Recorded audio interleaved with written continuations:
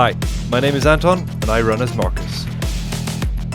Hi, I'm Julia, and I run as Witch's Cat. Hi, I'm Matt, and I run as Bear.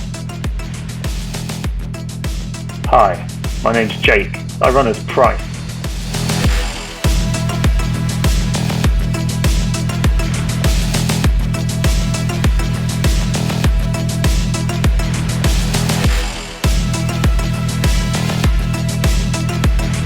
Welcome to London Underground.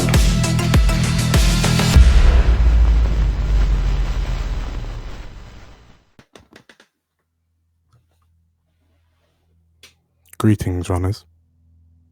Thank you for joining me. Greetings. How are you all? You. Yeah, looking forward to the night. Yes, it Yeah. should It's be Jump good. Street. Jump Street. Shadowrun Jump Street. Apparently so. Apparently so. Yes, we have returned to the bright and dingy near future of near London. Thank you all for joining me, and thank you all for joining us as well. I'm excited for tonight. There was a bit of a hoo-ha in the previous mission, didn't we? Just a bit.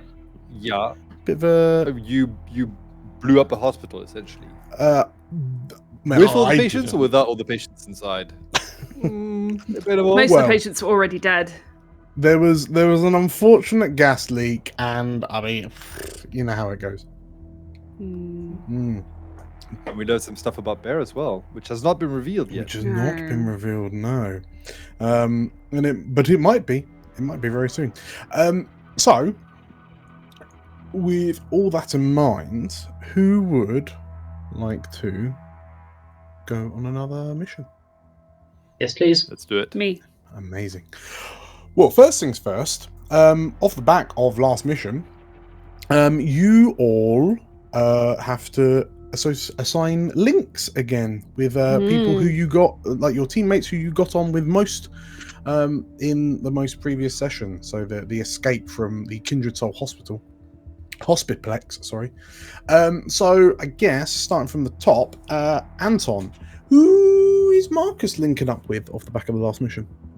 So when the rest of the team was unconscious due to the Beastie Beast, Marcus had to figure out how to open a terminal, a keypad to open a door. Basically used technology and definitely struggled. So he's going to roll links with Kat because he's found a newfound appreciation of what she does for the group.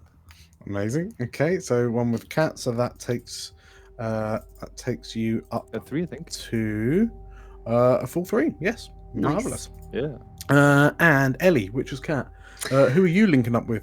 I think because it was very much about sort of helping Bear make things right regarding Hamish and his kind of new runaways. Was it Hamish was the kid dwarf that we were Yeah, trying to that's convince not to be a runner, and that was on Yeah. behalf of Angus, who's Yeah. his like mentor. Right, okay, yeah, just trying to get it the right way around.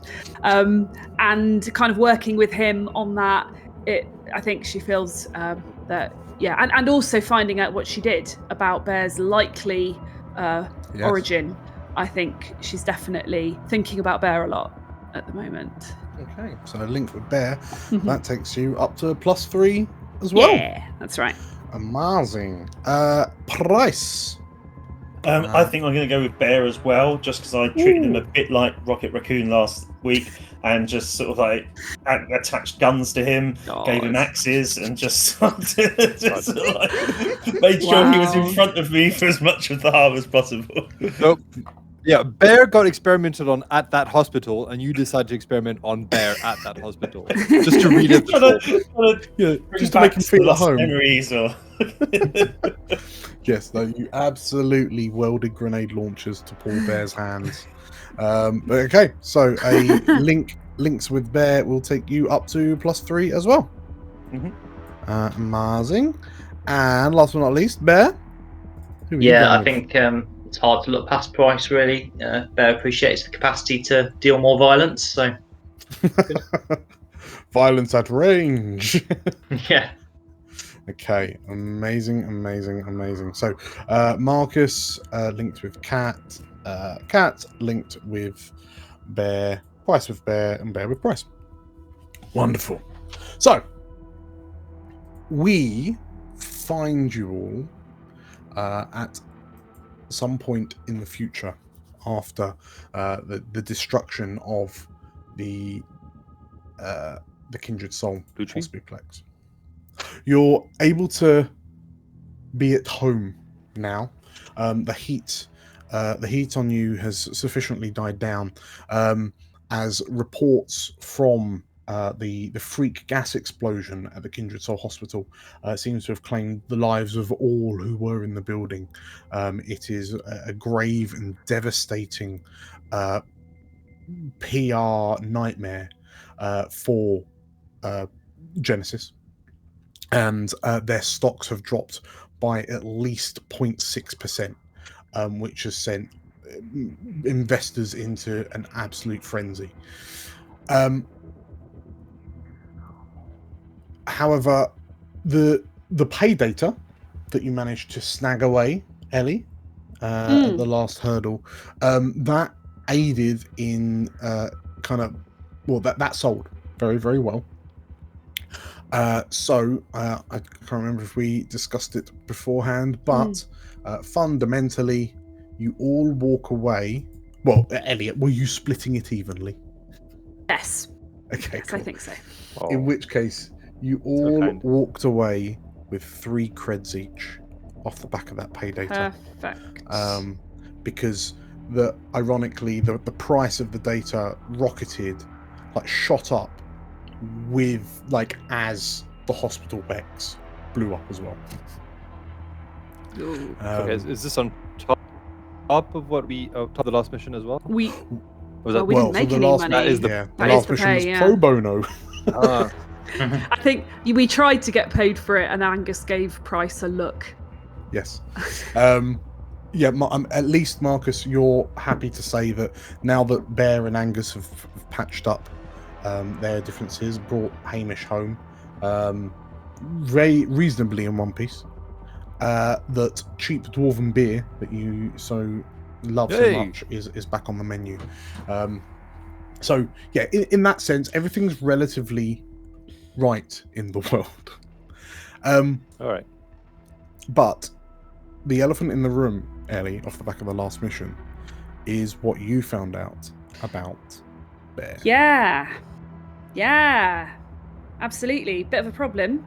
And Ellie's a bit torn up about it. She doesn't know how to tell Bear what she found out, that there was this Glowacus, this creature that was tearing up the hospital, that had been in that underground lab under the hospital.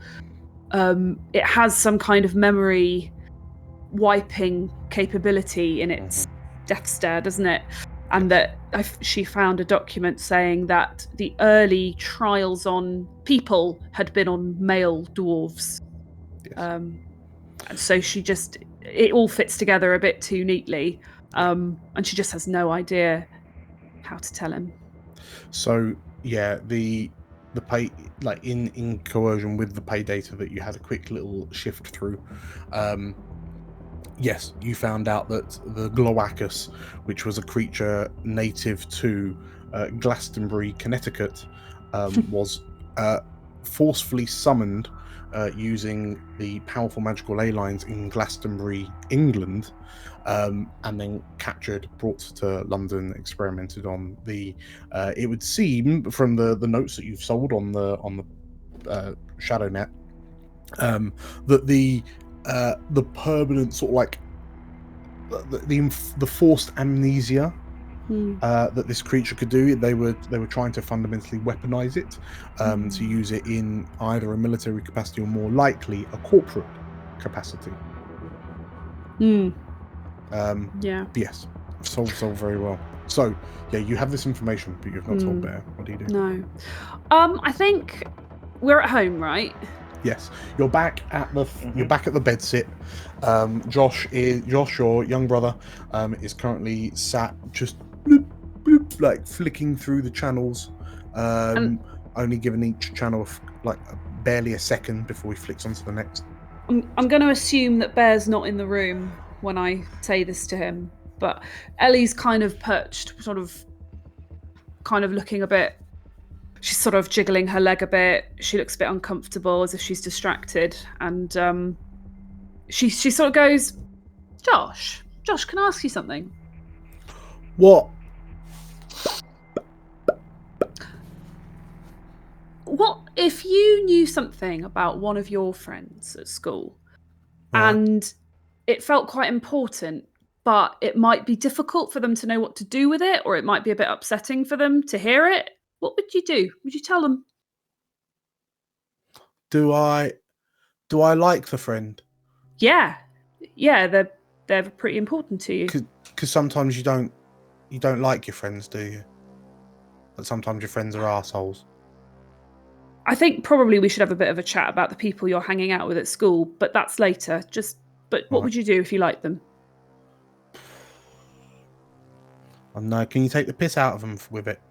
I'd rather not. I mean, then it's just not really fun, is it? Yeah, might as well tell him. Right. Cool. Thanks, Josh. And she sort of gets up off the sofa. As you do, you turned and noticed that he is like he's sprung into action because his brain's finally clicked and he's up on his knees and he's like, "What is it? Who do you know? What do you know?" It's nothing. Shut up. And she just leaves the room. But you gotta tell me. Nope. If you don't tell me, I'm just gonna make it up. Nope. But Ellie, she not goes. fair. She's off. She's in search of Price next. What else? Where does she find Price? Oh no, I suppose I'll be sorting the sedan out. I feel like. Yeah. Okay. I go downstairs to the garage to the sedan, and hey, Price. Hi there. You alright? Yeah. How's the sedan? Not bad. Just got it all polished and buffed. It's looking good. It's nice, clean. It's looking wonderful tonight. Look at it. Yeah. It's Got the really little good. aerial fixed. The wipers will go at the same speed now. It's wonderful. Yeah. It's good. Price. Got a new can I ask- horn. Oh, cool. Price, can I ask you something? Yeah. I'm in a bit of a, what would you call it? An ethical dilemma? Yeah, you can have those these days. Yeah. Yeah. What's up? So that pay data that I got from that mission at the hospital. Oh, it's good. It means I could do all these repairs and get the car nice and sorted now. Nothing. Yeah, I feel like we're finally going in the right direction. We are. We're definitely. I found something out, and I'm not sure whether I should tell somebody about it. Well, it looks like you're trying to. So. Right. What is it? So I outline what I found out from the data, and the thing is don't tell him that. What? Oh, are you sure? Why not? Ugh, time and place, I suppose. Oh, I was worried about that. Yeah, I just feel like it's quite a big deal to hear that. It's not going to answer any actual questions about where he originally comes from. It just might make him feel a bit upset to think he ever got to that point in his life where he had to put himself up for experimentation, or God knows what happened to him. Well, he might not have had a choice. And do you want to let him know that he's now just sort of like wandered the streets as a experimental reject? I don't know. I don't know. I just feel like that could really do something to a person. So yeah, I don't know. Maybe I'm with you. Maybe I shouldn't do we need tell him in that frame of mind for what frame of mind he mostly is in?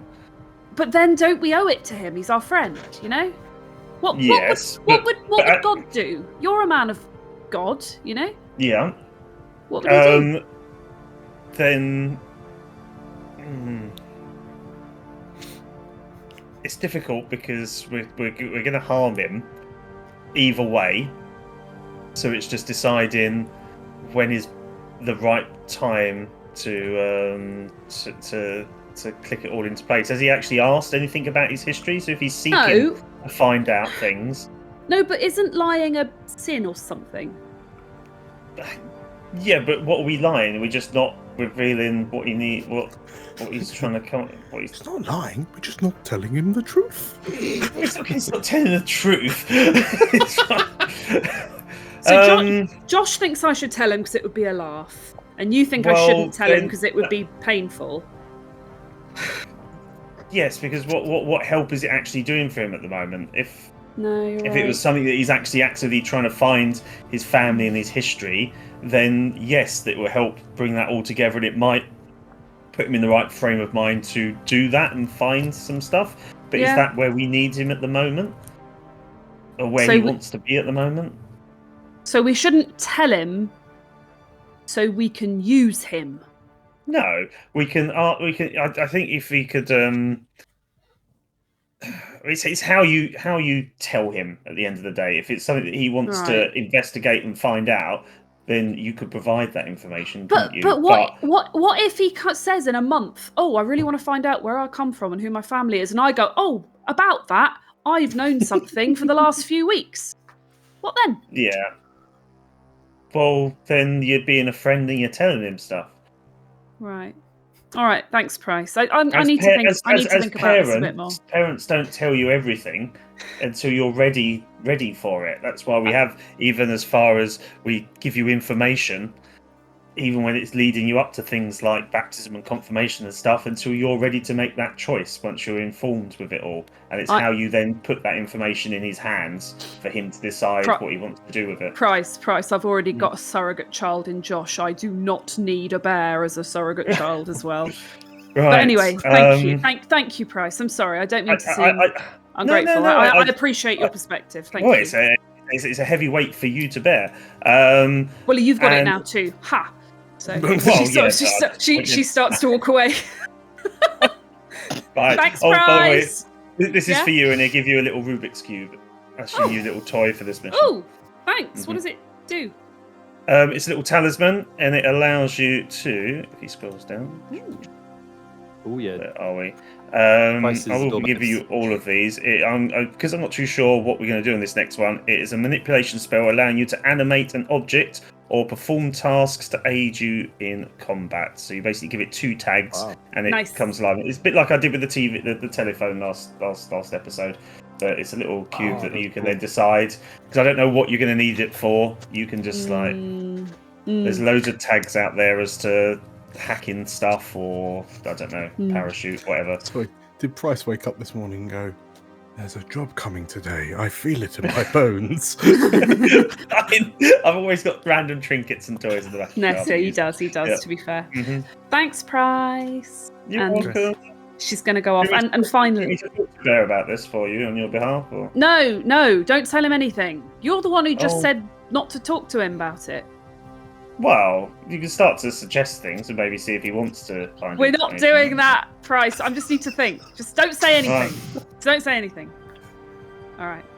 And yeah, Ellie goes off, and she's going to find Magnus finally. Where's Magnus? Marcus, sorry. Different campaign. Magnus the Red. Marcus told the group he's in the local park. He told us he was in the park. Is he? Yeah. Was he using squirrels as target practice? Well, are you there? Yes, I'm looking for you. You go there. Don't see Marcus. Can't see anything. No, and as you leave the park, Cat, what are you doing here? What? Who? Marcus? See nothing. Marcus. Cat, down here. What? Down here, Cat. What does she see when she looks down? Marcus is prone in a bush, head to toe in camouflage, with a hunting rifle, looking over a pond. Cat, what are you doing here? What, Marcus? And she sort of gets down on her haunches next, but sort of off Cat, to the you're side. cramping my style here. I've been here for 3 hours. Oh, why? Ain't a single duck in sight. You're not shooting the ducks in the park, are you, Marcus? Listen, Cat, last time I brought you some squirrels. You didn't like it, so I've gone for really ducks this time. Listen, Bear enjoyed it. Yeah, I know. He loved it. Listen, it's about Bear, actually. Can I ask you something? Sorry, just the thought that ducks would even want to migrate back to London in the state it's in. They just die inhaling the smog on their descent down. They are the Like, few Marcus has not hardy been- ducks who made it. Yeah. Mutated ducks. Marcus has not figured this out yet. Which is Why you he's haven't in- found any? All that's left They're are the watching Vinnie you. Jones of ducks. Oh Like my a two-headed pigeon somewhere. Oh god. Yeah, so she goes, "Can I ask you something, Marcus? I'm sorry. I'll be gone. I'll be out of your hair before you know it. But just quickly." All right. Make sure you whisper though. Okay. They'll So be here any minute. sure they will. So on the last mission, that paydater, I found out something pretty big about Bear and where he might have acquired his memory loss. But I think it might be a bit Right. hard for him to process. It might leave him in a bit of a bad way, and I don't know whether to tell him or not. What would you do?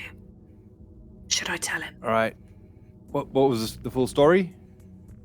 It's stuff. I found out stuff, and it's big stuff. You know, it's like it's related to those animals that we found in the lab, and like You know what I'd do? what? I would tell Bear that kitty cat we fought Yeah. was his pet animal. No, that's Pet friend. not it. They grew up together and they were best friends. That's not- And then not that's it, though. how that's his story. And that's his family. How would that help anything? Mind you, we did kill the cat. Yeah. It's a bad idea. Cat, this is a terrible idea you Oh, had. okay. I won't do it then. What should I do? So far, we have tell him the truth, don't tell him the truth, and make up a different story and tell him that instead. Cat. Bear has lost his identity, right? Yeah. So I think it's like our job to give him one, right? Give him a story. Give Yeah. him something to hold on to. Right. Tell him, right? That's what I think. Just give him something to hold on to. Right. Give him something to hold on to. Give him a story. Marcus, can I just say, you've not actually been that helpful at all, but I appreciate You're the welcome. effort. That's okay. Thank you. All right. There's some I'll random I'll leave you passerby to just it. see you talking to a bush or something. Yeah. I just give them a look Carries on. like, what? And then they carry on. So, but yeah, I say cheers, Marcus. I'll see you back at the flat. All right, see you, Cat. Bye. And I sort of get up off my haunches and So, glumly go home. so you head back to the bedsit. Bear's, you know that Bear's out. He's his debts aren't entirely paid, so he's doing a couple of jobs over at the community centre. But you know he's going to be back that evening. Right. And sure enough, at the late hour, the Bear finally returns home. Marcus and Price are also kind of crashing in, like squeezed into the bedsit. Josh, like someone's given Josh some coffee. You suspect it's Marcus because Price wouldn't be caught dead making coffee. So Josh is bouncing off the walls. But yeah, Kat, as you see Bear, have you made a decision on what you're going to do? Oh. Okay. In which case, as you see Bear and you begin to make the decision, your comlink starts to vibrate. Hey Bear, 1 second, and I blip. It's an unknown caller. Oh, okay. Um, Maybe I go onto a secure Actually, link or something. sorry, no. You Secure look at your channel. you look at the caller display and Alright. it says Mum. Oh, Ooh. it's mum, is it? Okay. Who's mum? It's not my mum. Mum's not mum. My mum is a druggie who disappeared several years ago. Pretty confident it's not her. So I open the channel I always use to speak to this person and I'll answer it. So as you answer the call, there's silence, and then you hear a couple of clicks and like matrix whines and sounds, and then you hear, daughter, is that you, daughter? I say, do we have to do this? Do what, daughter? Do you need me to go onto a more secure comlink or something? If there's anything I've taught my children, it's to be on at least triple secure line.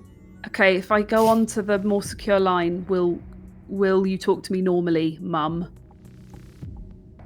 Yes, daughter. Okay. All right. I'll do it. I assume I know what he needs me to do, right? You turn on your NordVPN. Yes. Okay. Okay. So Such a bloody nerd. You activate your the highest. I was already on my more secure link, and then had to go onto the most even secure more link. secure link. Yeah. And it's a sort of secure link that utterly trashes the quality of the audio coming through. Right. So it sounds like the person speaking to you is talking to you through like a baked bean can on string. Sure. Right. Well, that was very easy to do, wasn't it? Hello, Ellie. How are you? Hey, Ezekiel. How are you doing? I'm okay. Ellie, I've told you not to use my Matrix code name in meat space. Right. Sorry. It's Dwayne. Sorry, Dwayne. Yeah. Right. And that's not my real name either. It's I another know. code name for the meat space because, well, you know why. Right. Hello. Are you good? I don't care. Are you busy? No, not right now, Dwayne. Good. Sorry. Yeah. Good, because I require your services. Not just yours. This isn't sexual. No, I require your services and those of your companions. Right. Okay. No, that's good. A couple of them are here at the moment, actually. Everyone say hi to Dwayne. We can all hear this conversation, can we? Yeah. Am I on speakerphone? You Take are, me off. yeah. This is not secure, Ellie. Take me off the speakerphone. No one's listening, Dwayne. Ellie, you haven't told us about this boyfriend. Who is this? Hey, Ezekiel. It's not my boyfriend. Do I need to get my axe? Who are these people? The alleyway. Who's that up? This is my Get the axe, team. Bear. Take me off. Bear, Take get me the off axe. speakerphone. I'm beginning to panic. Fine. I bleep. You're off speakerphone. Sorry, it's the team. You wanted the team. Not yet. Okay. How do you know that they're who they say they are, Ellie? You've got to be I'm more careful than I'm in the this. room with them, Dwayne.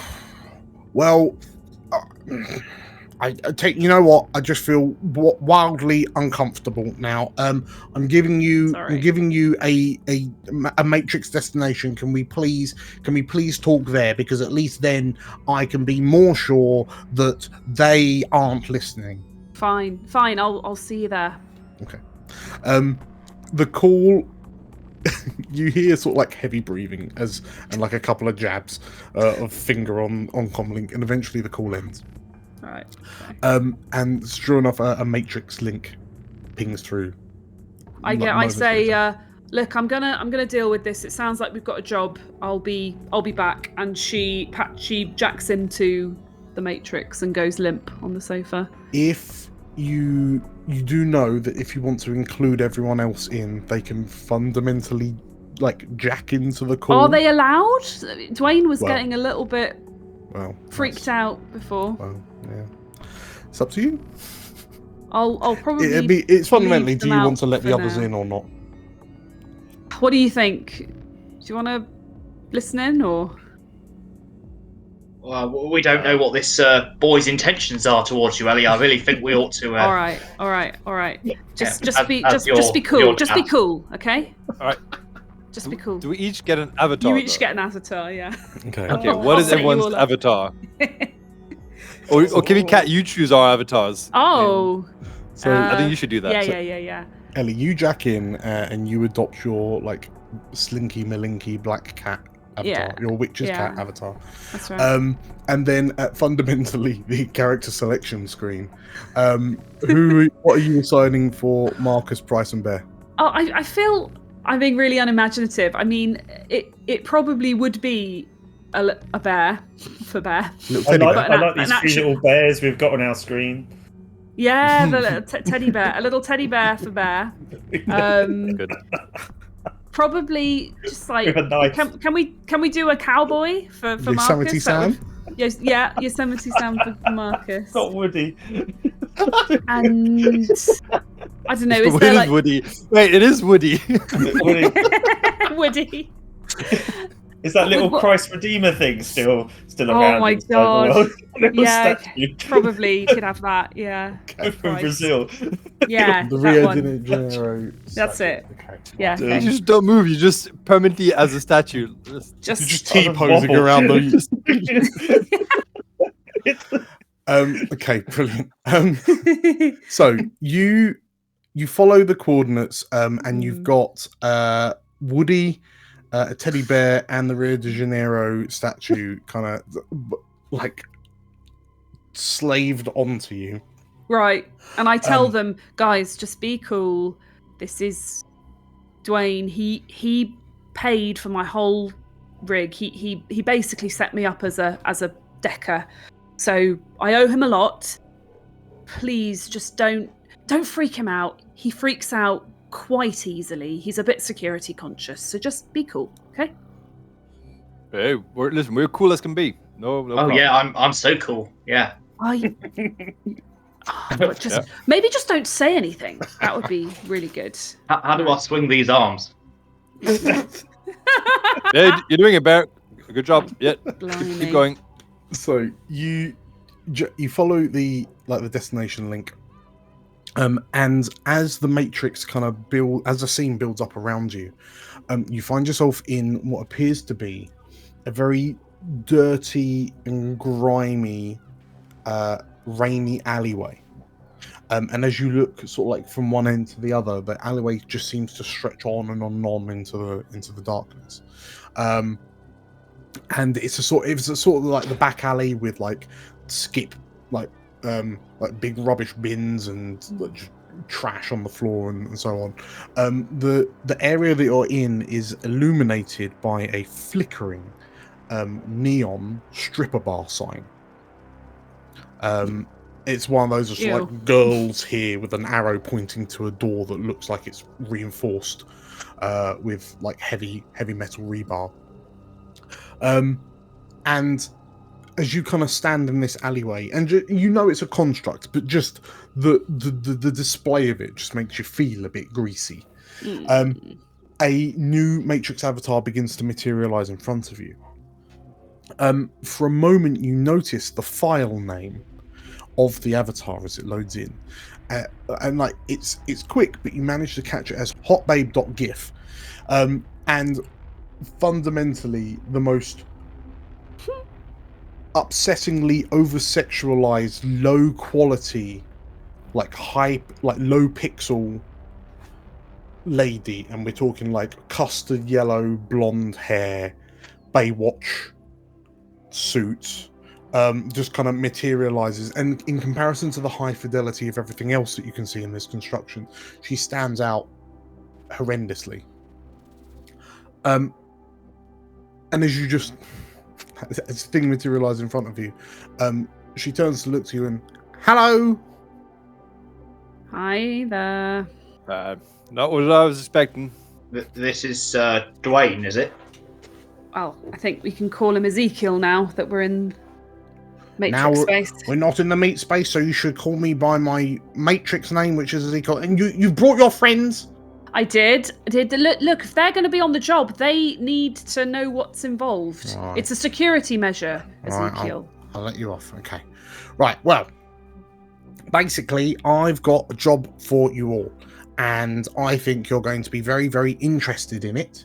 And I'm interested that you're interested in it, as long as you don't balls it up. All right. What is it? So, there's been some chatter recently. There was a leak that MVN has got some new wonder software, and no one really knows what this software does, But clearly, it's very, very important to them. And if it's very important to them, then it's very expensive. And we know it's very important for them because they're moving it from the UK to Europe. But they're not doing it through the Matrix. No. They're doing it offline. Oh. And for a corporation like MVN to be sending something that important offline, that makes it even more expensive. Sure. Yeah. So we have a time and a date where this software is going to get transported, and the job's quite easy. All you have to do is steal it. Okay. Steal some software. That sounds easy enough. Now, because it's so expensive, the money is big. Right. Okay, we're gonna make some big bucks. Me, you, and your friends there. But because it's so important to MVN, obviously it's going to be slathered with security. Now, I'm expecting air support, Matrix support, or whatever. But it's going to Europe via the Folkestone to Calais Channel Tunnel. Okay. You've got a very specific window of opportunity. There's 23.6 miles of tunnel when it's under the water between the UK and France. Oh, so aerial security. So there's no aerial security. Like, you'd have thought they'd have sorted this out by now, but there's no Matrix access down there either. Because it would just be silly to try. Well, none of the corporations care enough to wire up that tunnel for Matrix access. So fundamentally, that convoy is cut off from the world, apart the non-meat space world, for 23.5 miles. And that's your window of opportunity. You get in using your friends and their guns, and you get to the terminal. And I know that you're good enough that you'll be able to get into the terminal, and you can get the date, and then you can get out. Yeah, but all of this is happening on the move. On the move, yes. Now, as I understand it, you've got a motorcycle, and your friend's got a sedan. Yes. I've had a look. I've noticed that he recently got a load of work done on it. Some new wipers, I think. So I know that you don't buy a wiper for a broken car. So clearly that car's good to go. Right. I don't know. I mean, hopefully there aren't that many people with bullets in this tunnel. But maybe if there are, you might want to get some reinforced plating for this luxury sedan. Or, just get another vehicle that is already bulletproof. Right. She looks at Price's avatar and goes, this statue. Does it have Price's face looking very worried?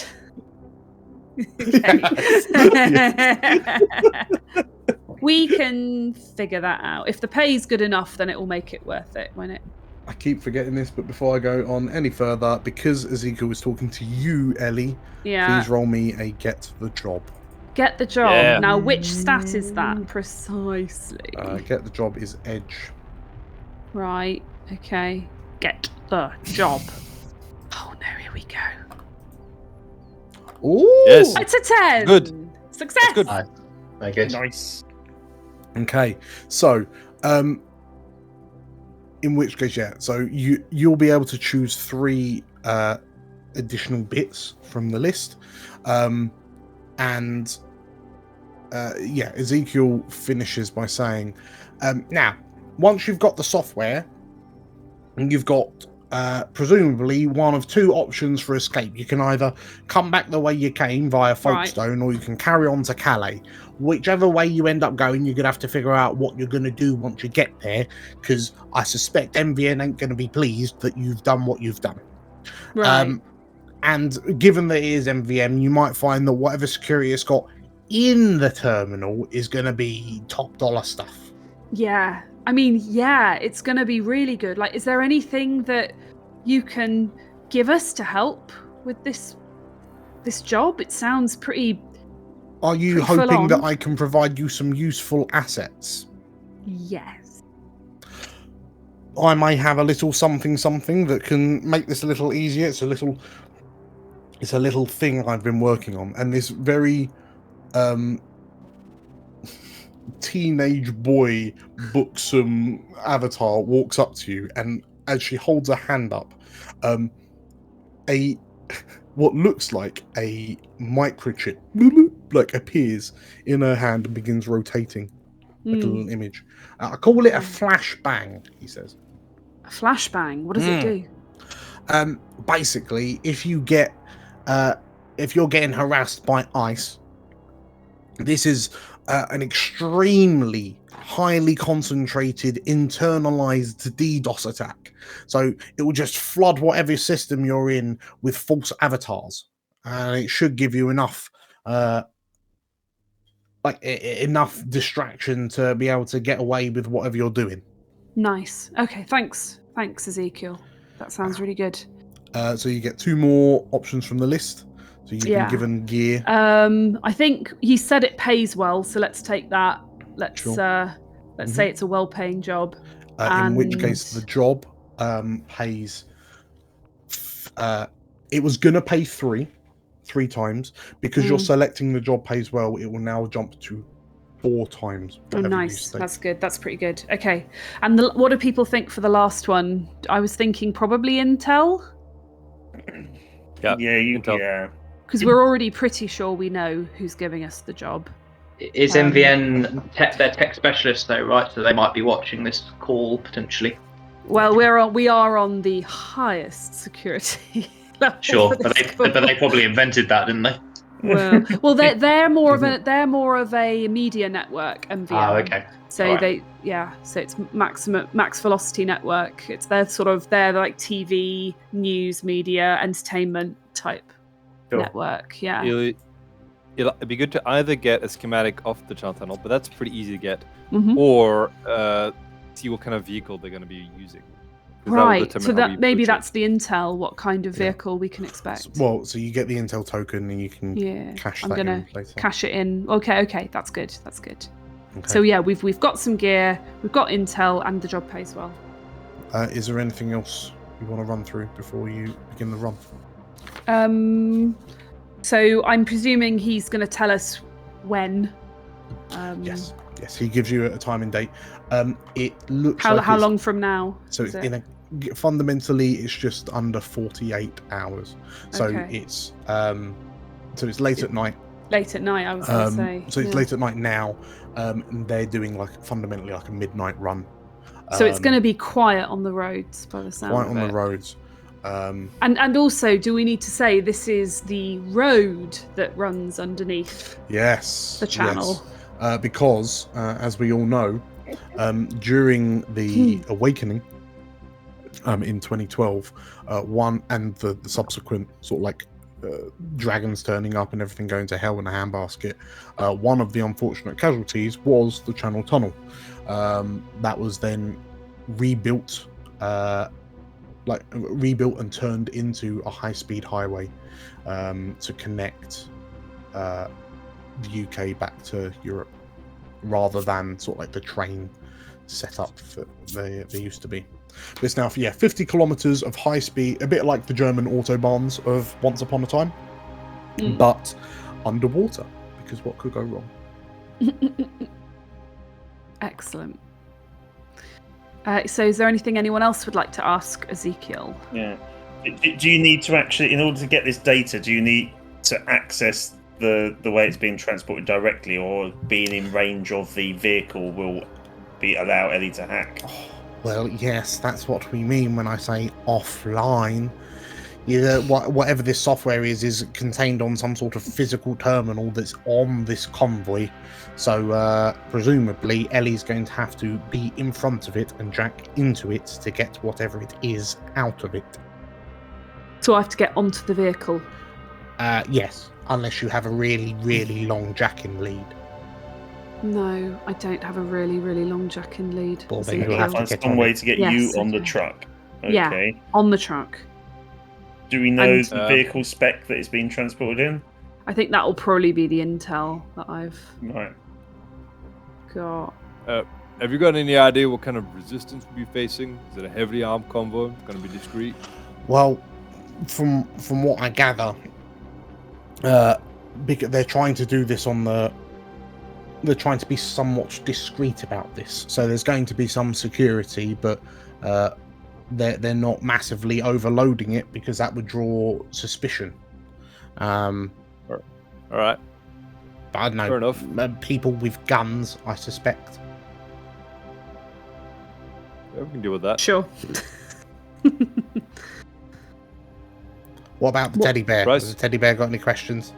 The teddy bear, Bear's clearly accidentally found like the customization menu, and the teddy bear keeps changing colours and cycling rapidly through accessories like different hats and glasses and expressions. Apron pinnies And Bear's clearly like trying to work out how to stop this. He's like, "Don't you worry, Mr. Ezekiel. We're very capable. We'll sort this out. No problem. We can handle anything." Like the facial feature just keep on warping because you accidentally stuck on the sliders.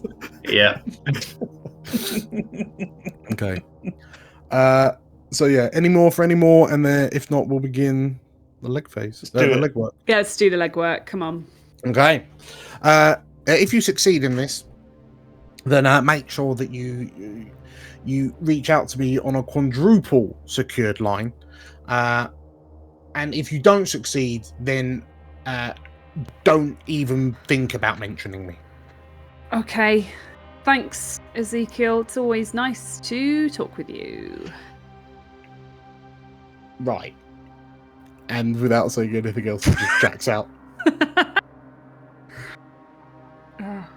I say that. Yep, that's my Matrix mentor. All right. Flippin' disgrace. Yeah. Charming young man, Ellie. Yeah. Could have done without the this particular ambience, and she kind of gestures to the stripper neon sign. This seedy alleyway that just stretches out. Anyway, we should go. Where Josh is currently running around with none of us to supervise him. We should definitely get back into our meat space bodies. Oh god, I left a bunch of guns. Wait, we need to get back. Marcus. So you jack out of the Matrix. You find yourselves back in Ellie's bedsit, and Marcus. Whether or not you tell Ellie or not, but your Desert Eagle has gone missing. Oh no. As long as we didn't come out of our bodies to find like Coke cans on our head and then use them as That's the least of our worries. Freaking cans on us. Okay, so now during preparation, so any kind of first questions? What sort of questions are you looking to answer? I mean, we'll start with Ellie. What's your initial plan of attack? Questions. I think we had a few good ones. Marcus, you wanted to know about what kind of vehicle and what kind of security. So I think if you worry about the security, well, no, you shouldn't worry. I guess I should worry. But anyway, so there's security, there's type of vehicle, like ingress into the vehicle and what we could expect to find, like what tech I'm going to be jacking into, and if I need any special equipment for that. Like, do I need some special code breaker, like software or something like that in order to get to what we need? Yeah, that's so. If you're looking to find that out, you feel free to roll a research. Oh, was that not the intel? Well, the we need to want the intel would be one piece of info, won't it? Well, so the intel is a free bit of information, so you can either roll research on what technological security is there. That could be your intel question, or you can research this and you keep your intel token for something else. What do you guys think? I was thinking maybe use the intel token for what kind of setup like the stuff is being transported in. So like the truck, the security, like because also bear in mind you can use intel like on the job. Oh, so true. So we could save it for when we come across something. I guess if you need any like special software or technology or anything, you need to get that now because we won't have Matrix access down there. So so I'm going to research that, I guess. Okay. Does that sound good? As I said, with intel you can use the reveal knowledge move. When you reveal your knowledge of the opposition's preparations, dispositions, or environment, describe how you discovered that information and spend intel. Oh you yeah, must we could spend do intel that. to reveal knowledge. Oh yeah. Take +1 forward to exploit the opportunity offered by that information. But that's a move you can use, I say, on the job. On the job. Right. Okay. So I guess I'm gonna research. What was I researching? I've lost track of what I'm researching now. Terminal security. Yeah. So what the actual thing that I'm going to be jacking into? Yeah. I would like. I thought to... I thought it was the vehicle. Yeah. Well, I've been asked for both. Can we do both? And the tech. Yeah. You can do. I mean, it'd be multiple research checks.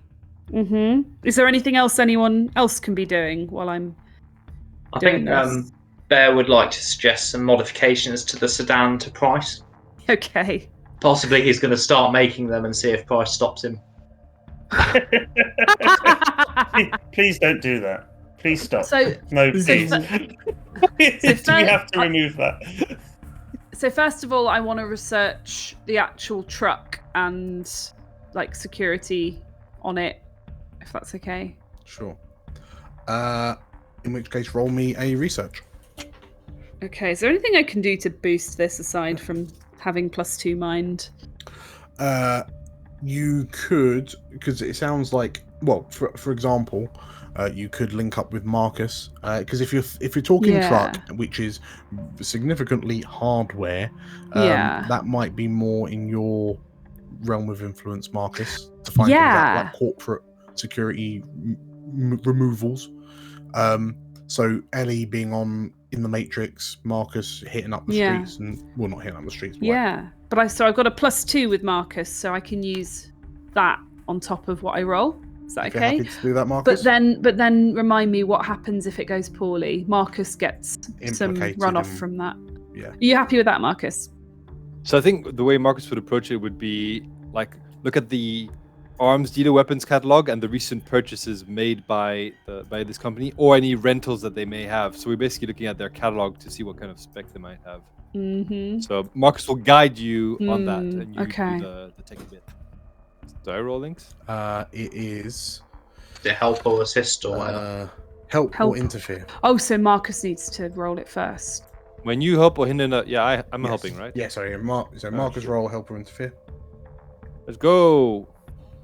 Success? Yeah, okay. Success. 11. So Ellie, you will now get a +1 on your research. +1 on my research. Okay.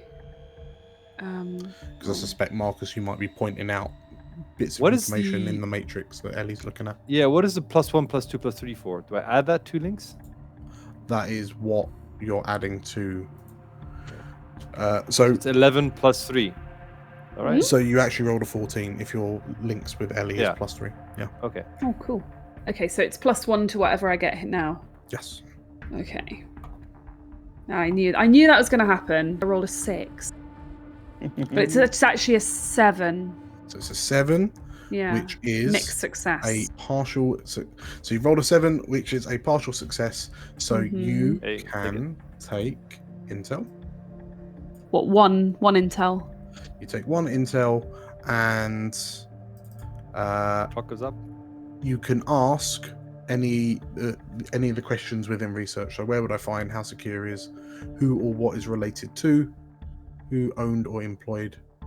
I mean, I want to know what kind of vehicle it is, or like, well, I guess how secure is the vehicle? Sure. How secure is the vehicle? It's like an armored convoy truck. So Marcus, you look at it, and it is, if you picture what is effectively like a big lorry, except the back trailer is like reinforced metal. There's big kind of swinging doors on the back to get in. It's got like 8 wheels, like a big reinforced glass front. Like it's a bit of a tank. It can't move very fast. It's designed to, like, you could shoot. Like, it might not appreciate being shot with an RPG, but it should kind of deflect most small arm. Well, it should. Yeah, it would be impervious to like small arms fire. Concentrated high volume armor piercing power might eventually start to get through to it, but yeah, it's fundamentally a tank on wheels. That's okay. So it's big, which big for point. software is interesting. Yeah, it really is. I think probably, Marcus, we need to be prepared for this to be quite heavy. Yeah. Okay. So, and I've got an intel, have I? You've got an intel that is you very can use useful. later. Nice. Okay, so that was Ellie. You found out about the truck. Bear, what are you doing during legwork? Yeah, so he's going to ask Price to accompany him down to the garage. Mm-hmm. Yep. Right, Price. We need some way of getting onto this lorry, right? Yeah. So I figure jumping from the window of your stand, onto a moving lorry is highly dangerous. I don't want anyone getting hurt on this mission. So, but I've had a bit of a bright idea. What if we were to rip up the bonnet of your sedan, like sort of turn it round and turn it into a sort of boarding ramp type thing that could flip on, attach onto the back of the lorry, and then we'd be able to just walk across. That'd be much safer, right? But you've got to walk across like the exposed engine. No. You just sort of like and just like trying to, with his hands, trying to explain to Price how this contraption would work. Maybe it's best if I just show you. And he just like he just pulls the bonnet off. If we just turn it round, look, right, and then flip. Now we just walk across that bit. Because we'll need to put some spikes. But how'd you get out the car to the bonnet? Oh, well, the windscreen. The windscreen will need to go as well, Price. You're right. But I guess we can do that on the move. We don't need to do that now. We do it on the move. It's on the move. Oh, right. I'll show you how, and it just like.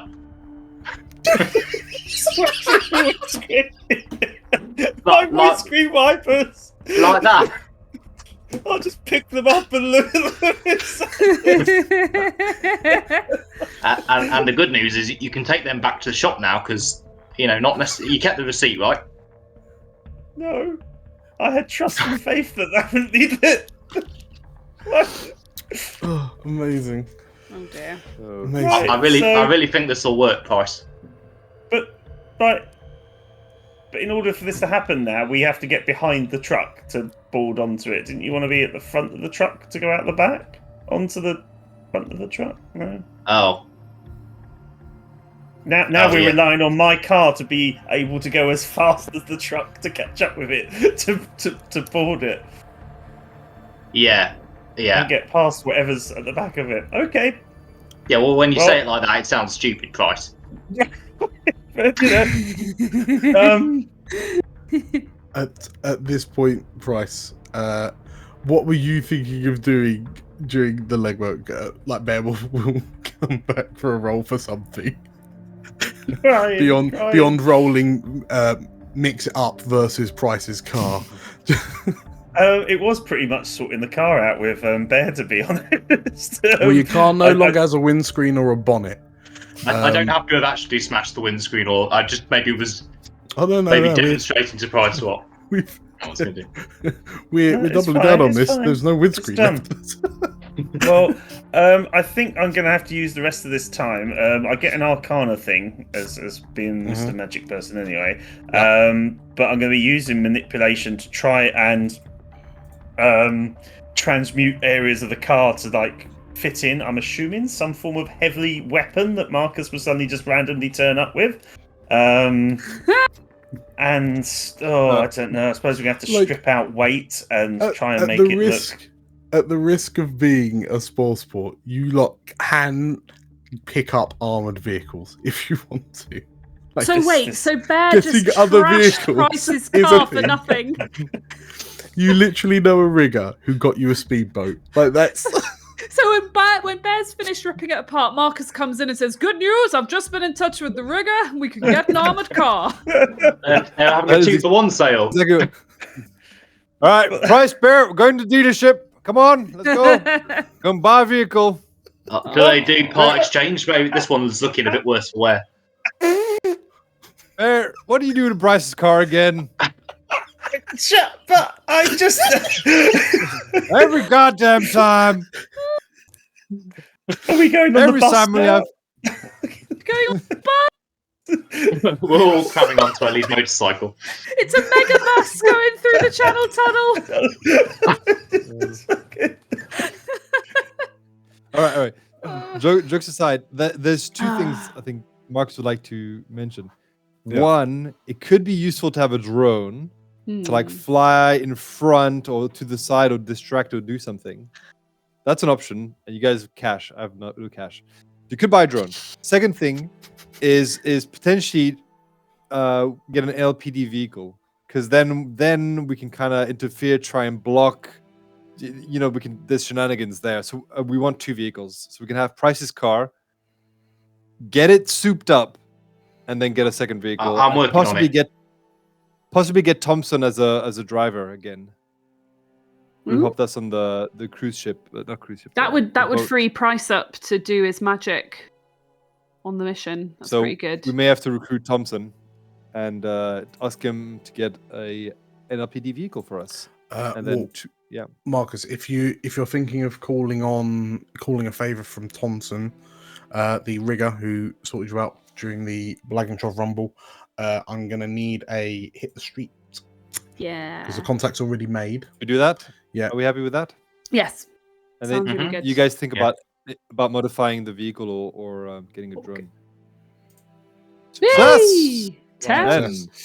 So, in which case, Marcus, as you look at the twosome that is Bear and Price just stood around this now smashed up sedan. No. And then sort of like the camera as you turn your head, the camera pans, and you're in the East End pub that you met Thompson at last time.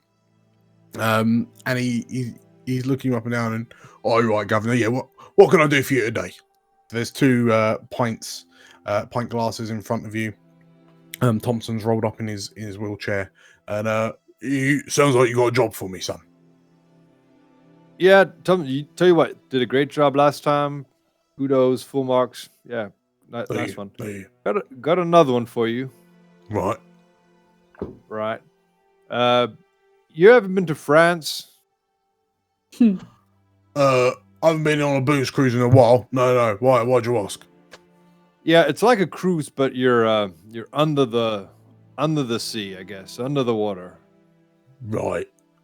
Okay. But you're driving. We're going, Channel Tunnel. Could you be there? He sort of like leans back in his wheelchair. He sucks on his tusks for a few moments, and then, yeah, I could be convinced. Tell you what. What you want? Do you want me to drive? It's just driving, Thompson. Get us in, get us out. Right. Yeah, So, do you want to drive? Do you want to be driven quickly, safely, or dangerously? Yep. Yeah, all three of those, Thompson. Well, it's like the triangle. You can have two of them. Yep. Well, I know. I select all three. Yep. Right. Well, that means it'll be none of them. Let's go with none of them. It'll be a tank with a V8. It's just not going to do anything. You said quickly, safely, or dangerously. Dangerously. You can pick two. What about go safely dangerously. and dangerously? No, Thompson, let's go with dangerous key. So what I'm thinking is we're gonna get an NLPD vehicle, Right. and you're gonna be driving that. I'm gonna be driving Yeah. Porker's car. Yeah, sure. Tell you what, I'll get the vehicle for you, but that's what we're driving. Maybe it needs to be modified. I'll leave that to you. Well, I mean, tell you what, mate. If you can get me one of them interceptors, they've got some welly behind them. They have. So that's going to be quickly. That's all going to be quite dangerous because you're nicking a copper's car. Yeah. But what are we all just squeezing at the back of that? What is this for a booze cruise? Do you just want to get to France that much quicker? Tell you what, could you fix up Price's car a bit? Are we nicking a police car? Did you say?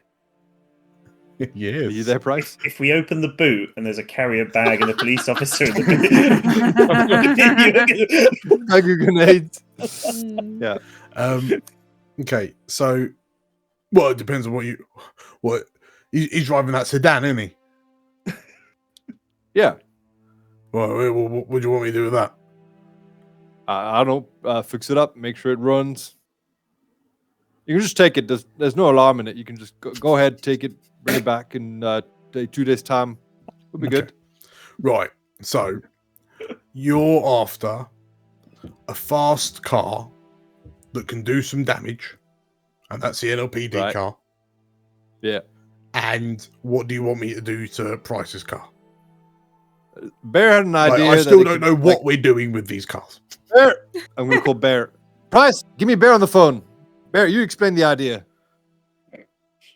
Bear will do his best to explain his assault ramp idea.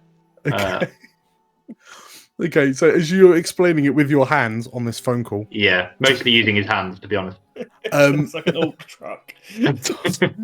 Thompson, you can see, Marcus, you can see Thompson thinking about it, and he's like, all right, I've got some ideas. Yeah. Right, so basically what we're talking about is we could put in what is effectively a sunroof in the top of this sedan. You get out of the sunroof, go on to the front of the car, that'll flip forward like an assault ramp. We'll get some sort of grapplers to fire off the front of the car, attach it to whatever you're trying to board. I'd be like being a pirate. Oh, it sounds great. You want me to take the roof off as well? Don't worry, I'll do it. I'll ask the boys down the garage to sort it out. Oh, Price. I'll give you an address. If you wheel it around, I'll sort it. And tell you what, because I mean, the money that we made on that. Well, I got a bit of a kick out of that last mission we did. So I'll do this as a favour, and I'll expect a favour in return, Marcus. Yep. Just because I had such a good time last time, I'll give you a little extra je ne sais quoi. How's that sound? You can have an intel, a gear, or an arcana. So Dan, could I convert that gear into that police car we're gonna nick? Sure. Oh, God. That makes sense. Somehow Marcus just rocks up 2 hours later with a police car, no questions asked. Oh my God. Where are you going to keep it till the job? Some garage somewhere. Just throw a tarpaulin over it. Just ride it around. Okay, so Do in which donuts. case, off the back of this roll, you gain a gear, you cash that gear in for a car, a police car, a police interceptor, no less, and that'll fundamentally make it not kind of cost anything. Cool, bro. Right, so Price, you come home to find your sedan gone. Oh. Oh no. Somewhere in London, someone's getting real happy with a buzzsaw. Oh no. I'm going to have to take the church minibus at some point, aren't I? We're going to be driving around. Should have taken that for this mission. Okay. Right. So Ellie's researched the truck. Marcus has sorted you transportation. So we'll swing back round to Matt. Bear, what now that your idea has become a reality? Is there anything else you're doing on this legwork? I guess he is maybe feeling slightly guilty at Price's looking a bit dejected. So he's going to offer to. He's going to try and cheer Price up in any way he can, making him a cup of tea, and any legwork that he wants to do, Bear will assist with as a way of making amends. Sure. In which case, Price, what are you doing as legwork? Bear in mind, you'll be getting there slightly slower because you haven't got a car anymore. That's fine. Well, if Bear would, I feel a bit unarmed when we go into a lot of these situations. I'd like some form of hand weapon. If you could find it for me, please, Bear. Whether it's some form of sword or monofilament whip will be quite funny. Otherwise, I'm going to go off to church and spend a bit of time there, asking for guidance as to things that might come up in this scenario. And I'm going to go to the font in the church and try and bind a water elemental to me for this mission. Okay. In case, looking at what Marcus is coming up with, there is a breach in the tunnel, and we may need some assistance. Oh my god. Okay, so we're using your bind elementals awakened move, yeah? This could go very badly wrong. You are able to use your hermetic teachings and ideals to summon forth a powerful elemental and bind it to your will and service. Okay. How could it go wrong? In front of the font in the local church, please roll me a bind elementals. Sorry. No. Oh no. No. No complications. I get a hold. Okay. So and MC makes a move. It's fine. Okay, to do this you must why have you perform got a ritual. -1 in this? It's a dumpster, you know. For a ritual lasting several. Okay, so you spend several hours doing this. Unfortunately, during those several hours, like a late night reading club rolls in. And just like you're trying to do this ritual, but like Mildred keeps on asking you questions about some of the passages, and you're just like and because you're distracted, it doesn't go quite to plan. You've got to, so if you spend a cred and we spend your arcana, and then you presumably you are selecting a water elemental. Yes, because in worst case scenario. Okay. So yes, you gain a hold, and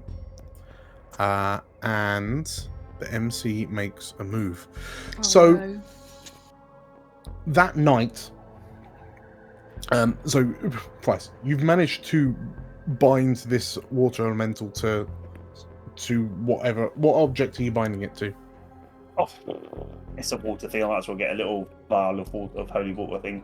Sure. So you've successfully managed to bind this this water elemental. You all see Price return home that night, absolutely sodden,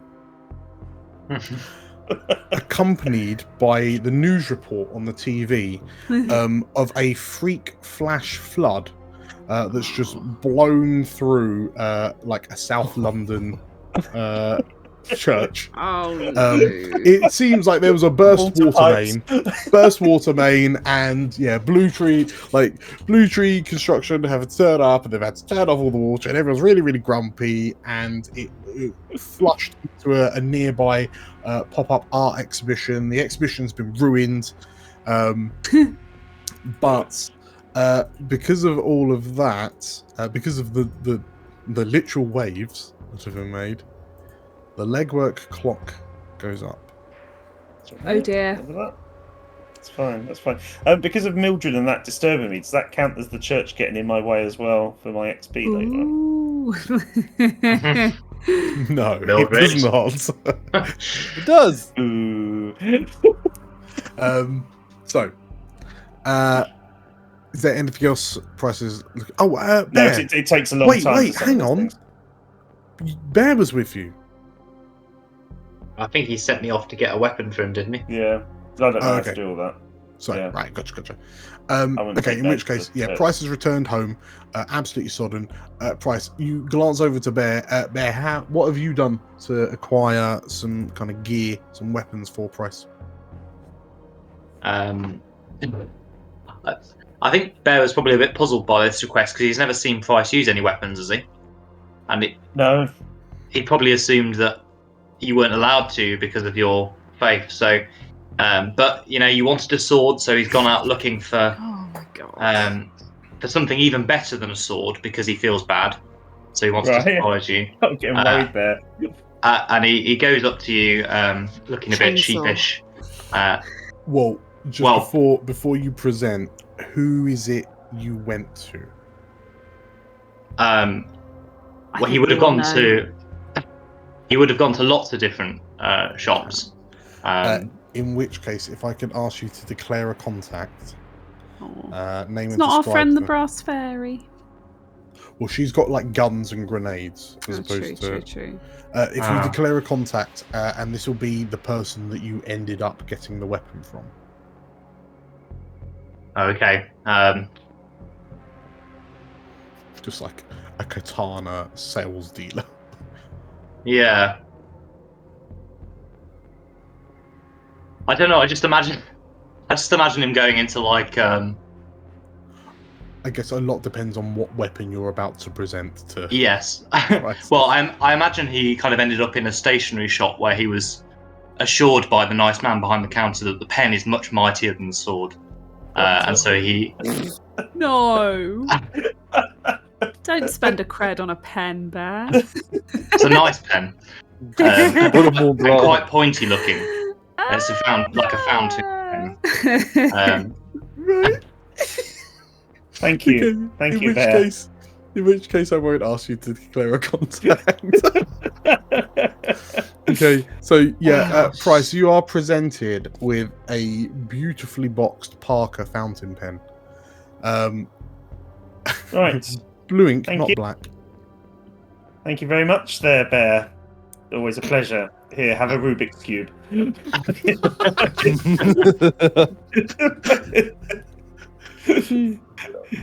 I can't wait to see you use it, Price. Nor do I. And when I go into the house and outside, I will empty the ink out the cartridge and put the water elemental into the cartridge of the fountain pen. Okay, there we go. That's going to be horrendous when that gets used. Right. Okay. So we've all kind of rolled up and down and think. Is there any kind of last?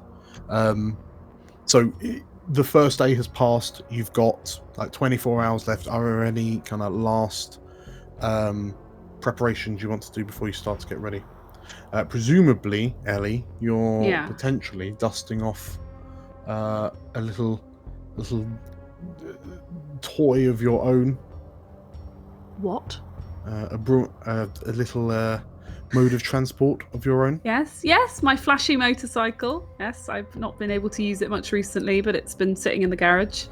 And yeah, definitely going to get that out. Is it coming on the mission? Yeah, why not? Great. Quite might be useful.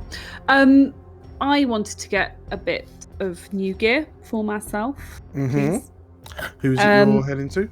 Well, somebody who can sell me an armoured coat, because I felt very squishy on that last mission with the Gloacus, and I do not wish to feel that way again.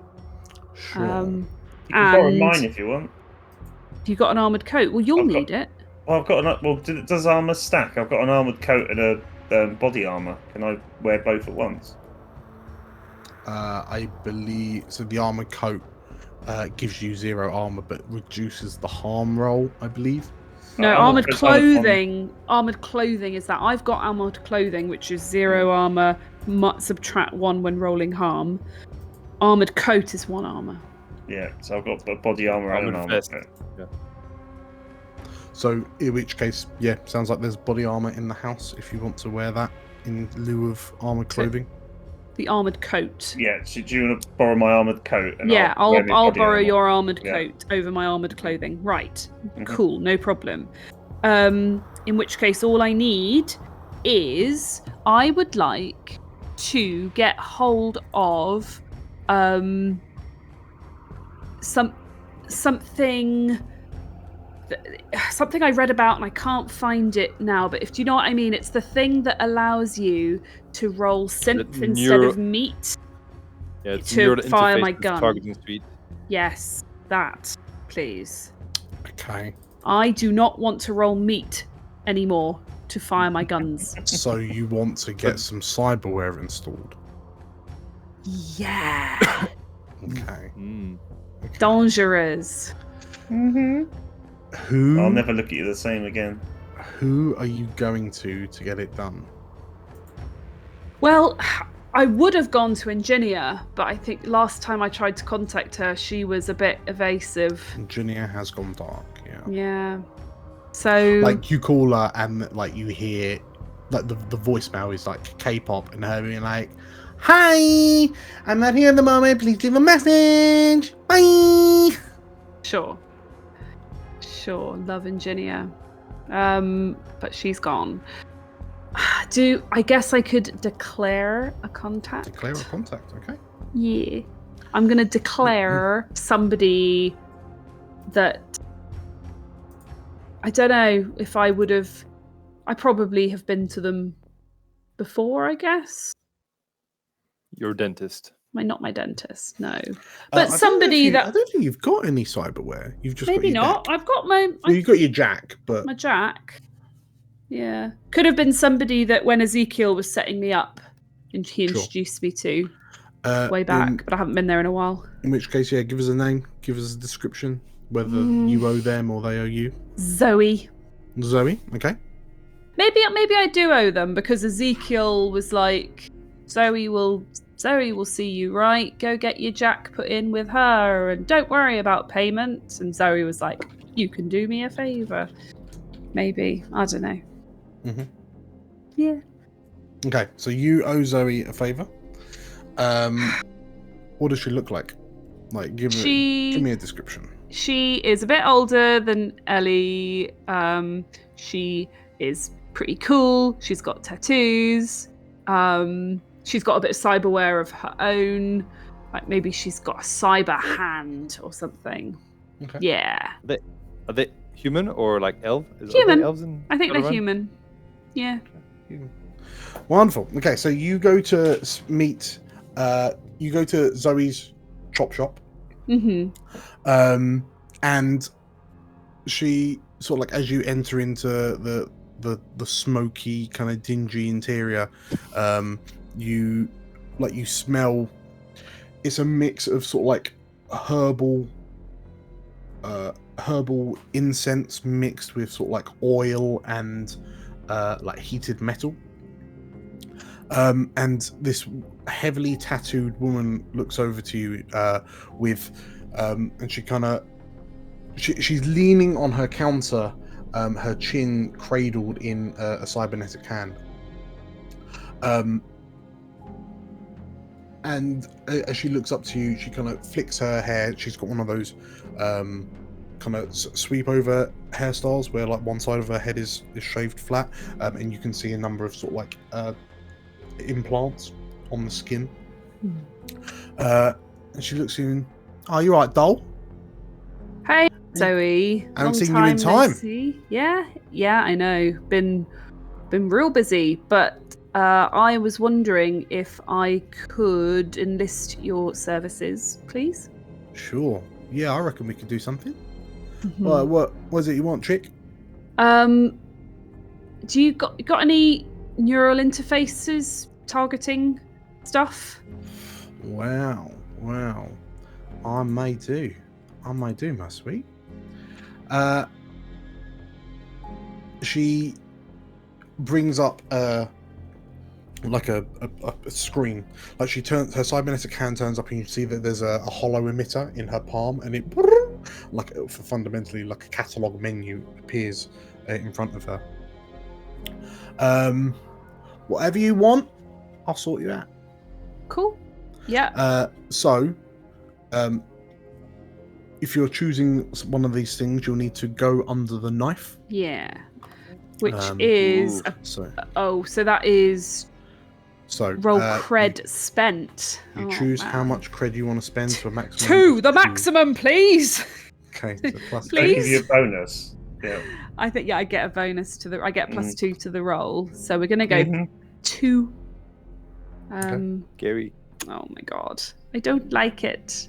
So you pick out your cyberware and lay back in the bed, and Zoe puts this kind of anesthetizing gas mask over you, and she's like, if it's on your head, mate, you're not going to want to be awake for this one.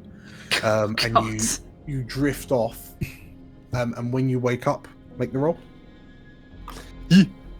Oh! Great Success. Okay. success. The operation is Thanks, a complete success. I knew I could trust her. And as you open your eyes and you feel a bit groggy and you feel like a heat radiating from... so where are the implants situated? Oh. So is this for your gun? This is for my this I'm going to use this to link up with my my machine pistol. Okay. In which case, as you open your eyes and you look up, like there's a mirrored ceiling overhead, and as your eyes wake, your reflection magnifies, and you can you see your reflection, and then text, like computer text, starts flooding across your vision. Ooh. As whatever and you hear an ever so slight whirring in your head as the cyberware starts kicking in. Nice. And your vision kind of zooms in as the text starts to fade and as it calibrates, and you notice that your left eye, your right eye even, is red, and there seems to be something under the skin that runs down to your cheekbone, across and just under your ear to a little implant just at the back of your neck. That then and then you can feel something under the skin running down your neck to your right hand. Nice. And to look at it, the skin looks raised, but it doesn't even look scarred. And Zoe's just kind of leant back on a chair with a bloody rag over her shoulder. And then there's just a number of like medical tools and power tools, like mechanical power tools, spread around the room. And she goes, don't say so myself. I just did a fucking brilliant job. It's a beautiful piece of work, Zoe. Thank you. Wow. Don't forget, you've still got to do that thing for me, but not right now. I'll reach out to you. Give me a call. Thanks, Zoe. I'll add this to the tab. And she kind of stands up, she smiles, she kind of winks and clicks her tongue at you. Like, kind of gives you a sound. Nice. And you make your way out. So I've spent 2 cred on that. Good. Money well spent. How'd you get your weapon linked to you? I don't know. It's dead clever. Bluetooth. All right. So you've got a targeting suite now. Basically, I've got a targeting suite, so it's pretty good actually. It means I can not shoot you guys and only shoot the people I'm meant to be shooting, and I do more damage, and I hit better, so it's pretty good all around. Is your eye obviously cyberware now then? I think probably it's a bit noticeably. It's probably a bit noticeabably cyberware now. Yeah.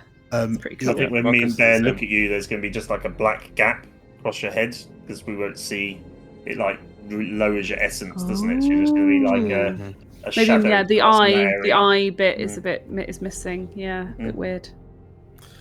So, that procedure took a little while. Yeah. And Ellie, as you stride out into the drizzly London streets and begin making your way home, you notice that you've got a few hours before the run starts. And as you make it back, as you're about to arrive at your bedsit, you see what looks like Price's sedan sat out front. Right. Except Scooby Van. Except you don't know what's been done to it, but it doesn't look subtle anymore. Right. You notice that there is like in the boot section, over the rear passenger section, there is it's clear that someone's cut a hole in the roof of the car, but then kind of installed a flip open, almost like a tank hatch. on the front. There seems to be this sort of like intense looking like pneumatic hydraulic piston like apparatus attached to the front of the car. The bonnet is covered in spikes like hooks. How's this getting through customs? don't Is there not know. customs between this? Is it just a road? Doesn't matter anymore. It's just a road. No one cares. It's just a road. And Mad Max Fury Road. Maybe one of our intels is when the guard that doesn't care is on duty or something like that. Yeah.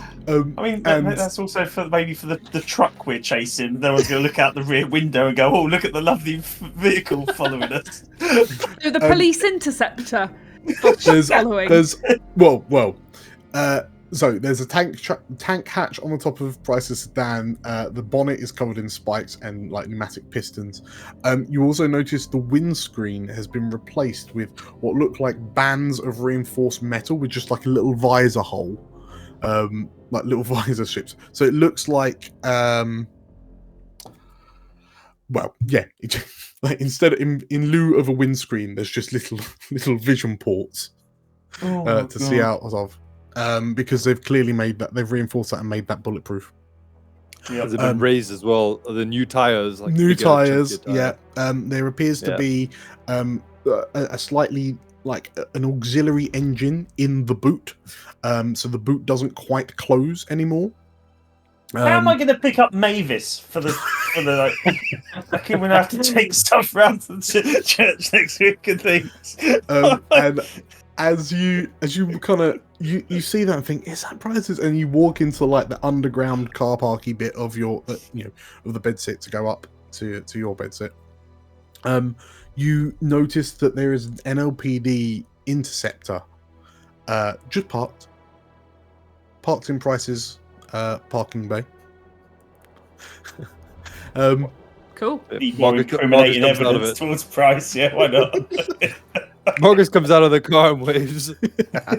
And as you make your way up to your bedsit, opening the door, you see the three boys. Price looks, I assume, very disgruntled, and looking at the time and knowing how long it will take you to get from London to Folkestone. We'd better go. Yeah. Let's grab a break. Oh my Nice. gosh. See you in a bit. In a bit. In a bit. A bit. Hey there. Hope you're enjoying the video. You should probably be aware that I've hacked your device and set it to release all your darkest secrets to everyone you know if you don't subscribe to the Explorers of Elsewhere channel. Just a little something to consider. Make the smart choice. Welcome back, runners. Woo! We're back. Here Let's go. we are. We're burning up the tarmac. Yeah. Price's not so luxury sedan. So, Unique. very, very unique sedan. Okay. There were maybe a few quick purchases before we start the mission. Okay, yes. Marcus would like to get some full metal jacket, armor piercing rounds. Armor piercing That rounds. might be a quick trip to the Bros Ferry. Presumably the ferry. Okay, not a And problem. he might encourage Bear to get some explosives. Please don't explode the tunnel underneath the channel. I don't know. Does Bear want to get some explosives or Twin. not? You don't usually have to push Bear that hard to buy explosives. But have I still got a grenade launcher for now? No. Okay, No. good. No, because you've got a new. All that goes at the end of the mission. Yeah. So. Oh, right, okay. Before you go shopping, I've just dawned on me. I forgot to ask you how much you were all staking on this mission. Oh! That's right. So, real quick, back to the meat. Marcus, are you 1, 2, or 3 cred? 2. 2. Okay, so you'll get 8 back if this goes well. Oh shit. Ellie? I think I'm going to play it safe too. 2. Price? 3. I need to fix the car. Oh! Oh! Nice. In which Nice. case, if you're paying 3 to get 12, Oh, come Come That on. bumps. Brings the clock up, doesn't Brings it? the Yeah. clock up. Shoot. Oh dear. And Bear. Yeah, he's going to go free as well because he's inspired, filled with confidence by the car, by the modifications to the car. Okay. Doesn't Bear like have 10 or 12 credit already? Yeah, he's flush, so he can just bet. Yeah. As much as he likes. Oh my goodness. People. Now I realise I need to spend it to get elementals. I need more cash. Guys, doesn't the amount that the legwork clock goes up directly affect how well the final meet goes for getting paid? It'll be fine. Right. Price puts up the legwork clock. Bear puts up the action clock. Okay. So we are here. It's also, while I'm looking at the clocks, it's almost like we don't play this very often. It's dawned on me that Yeah. Oh no, Genesis is quite high. Okay, yeah. Genesis has been bumped up from the last mission. Yeah. Thank you. So that's fine. Okay. Cool. Let's go. I'm going to jump in the car and throw my last little Tetris block towards Marcus. So Okay. for the three of you, all of these transmute one object into something else. This effect is permanent. Okay, so it allows you during the mission to do something with it, whether it's whatever you see will be beneficial at that moment. It transmutes one object into something else permanently. Any object we can transmute anything into anything else. Yeah. Within So whatever reason. you need at that moment, you might think, oh, I'm going to use my little Tetris block and I need a key. I need a... Oh wow. Do grenades, creatures I need count a- as objects, Dan? No. So Marcus, you're picking up armor-piercing rounds, From the brass fairy. so that'll be a cred. And she is not pleased with us right now. Oh yes, because you did not get her new guns from the Black. Yeah, her deals. Yeah, that deal did not go well. Can somebody sponsor me 1 cred? I need credit, please. Marcus. You need to manage your finances better, Marcus. We talked about this. I know, Bear. Says Bear, smoking a cigar, flicking dollars. Okay, so Can I get Bear credit? Yeah, Fair all right. credit. Just one time, but I'm not. Yes. I'm not going to be like Oh, Price, fair. where you're in, 10 deep. and then Oh, Bear, 1 cred. was Bear Bank of Price getting is shut. any explosives? I can't remember if I actually used the ones I had last time, but if I did, I will replenish those. I think they're grenades, right? You Yeah. used something against the Gloacus, I think. Okay. All right. I will just buy my traditional bag of grenades. Cool, so that'll be a cred as well. But All right. Thank you. to get like explosive, like C4, the equivalent. It needs to Like be stuff that simple, can blow up. Marcus. Right. Yeah, we can't have explosives with directions. That's just too much. No. Full pin throw, preferably in that order. Marcus, you've got 2 vehicles. You've got your NLPD Interceptor and you've got Price's Ram Raid sedan. And you've got Ellie on her flashy motorcycle. Yeah, presumably. Marcus, what's the plan? Who's going in what? All right. Here's the plan, ladies and gentlemen. And I'm gonna do my thing, which is Yeah, baby. I got several things. 'Cause I got presumably, sorry, if you've now got 2 vehicles, Thompson's going to insist on driving the Interceptor. Police car, yes. Because there's no way in hell he's going to get behind the wheel of Price's sedan anymore. So, Price, I guess you'll be the driver of your sedan. Yep.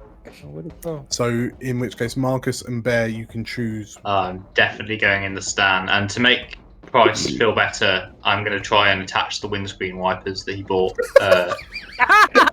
Even though there's yeah. So what vision he has is just going like that. Thank you. Oh. Okay, so Marcus, are you happy to go in the Interceptor, or are you? I thought you were using the Interceptor as like a barricade. I'm gonna be in the Interceptor with Thompson. Okay, so you got 2 cars and a motorcycle. Oh. But if possible, in NLPD uniform. Ooh. Comes with the car, right? Not really. you got We don't have many Comes with NLPD the officers car. living They out the don't back generally of live their in their cars. Yeah. no. Yeah. Unless well, their lives are going very poorly. Well, the NLPD officer is naked in the boot, and I've got his clothes. Oh, no. I know from your experience, I live in the Sudan, and you think that all clothes go to Yeah. cars, but no. well, before whilst we're thinking about this uniform, Marcus, please roll me here's the plan, which is so like everyone's on the road and you're over your walkie-talkies and you're discussing who's going to be doing what. Cool. All right. Here's the plan. I will be in the vehicle with Thompson. My main role will be to provide distraction and neutralize threats. All right. Price, Bear, you're in the sedan. You will be the ones making the move on the armored truck, and you will be breaching said truck to allow access to the vehicle. Now, the vehicle may or may not be moving. Bear that in mind. Cat, I don't know how you're getting off that motorcycle and onto that truck. Good luck. I'm gonna need a Drive up the ramp. back of the sedan. Yeah, and I'm ramp gonna- into the truck. I'm gonna need a ramp onto the truck if anyone can give me that. Drive up the back of the sedan. Yeah, we've just had a ramp Bear, installed. Price, that's up to you. There you go. I need a ramp. I'm gonna leave that with you lot. That is the plan. Cat, you will be extracting the info. Once we are done, we get out of there with our vehicles, detach, and get out the tunnel. What's left Well, of my which way vehicle? we're going to France or we're going back to the Your UK? head. We're going to France. Well, it's up to you. You're heading towards Calais, but it's right now. Make a quick decision. Are you carrying on after the heist, carrying on to France, or pulling a UE and coming back? Or what's in France? Is it like a ghoul-infested wasteland, or is it just Good France? point. Before or after? Well, I Yeah. mean, yes. So it hasn't changed. Okay, so how has the apocalypse changed it? Exactly. So the French Republic Got nicer since the weekend. is, I think, from what I remember, it's doing all right.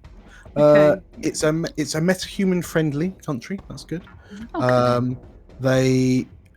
They do find cybernetics deviant, however. Oh dear. But cheese is okay. The law is quite strict about weapons and most non-therapeutic magic or cyberware. No, yes. don't like that. Go So- other way Go, around. turn around I and go don't wanna back. stay in France, No. but All right. I'll be. How are you? So, okay, you've gotten to Calais. What's your method of return? Back through the Right, tunnel. If it's That still may, there. that may not be an option given our previous track Oh record. no. I guess we should. Can we get the ferry timetable? As it comes to this, we're getting the ferry back. Get the ferry back. I guess we would take the ferry back. That sounds like a good idea. Yeah. Okay. We're But gonna have a holiday. in we France, ferry we back. should have like a change of clothes ready, like disguise kits ready, so that we can get on the ferry How unmolested. are we disguising the Marcus, pimped up sedan? Oh, Bullet ridden. Oh, the sedan is staying in France. Sorry, Price. Oh, no, I'll get But this bit. I the need the NLPD cash to get a new car. the NLPD vehicle is coming with that one. That could be pressing your car. Get that back. You can't get that back So, on Dan- the ferry. I need an LMPD uniform and I need a French gendarme uniform, please. Well, You can't be a French cop in a British police car coming back in the. Anything is possible when you dream big. so Marcus, you rolling. I love Yes. it when a plan comes together. You roll a partial success. You roll an 8, so that gives you 1 hold Yeah. for I rolled gear it that you bef- I need rolled it- right now. Or you Oh, shit, can I rolled it risk before. it. I'll No, do it's okay. Take this one. Take this one. Alright. What Take not this the one. 6? Okay. Take this one. Stop! No! That's it. There you go. Being honest.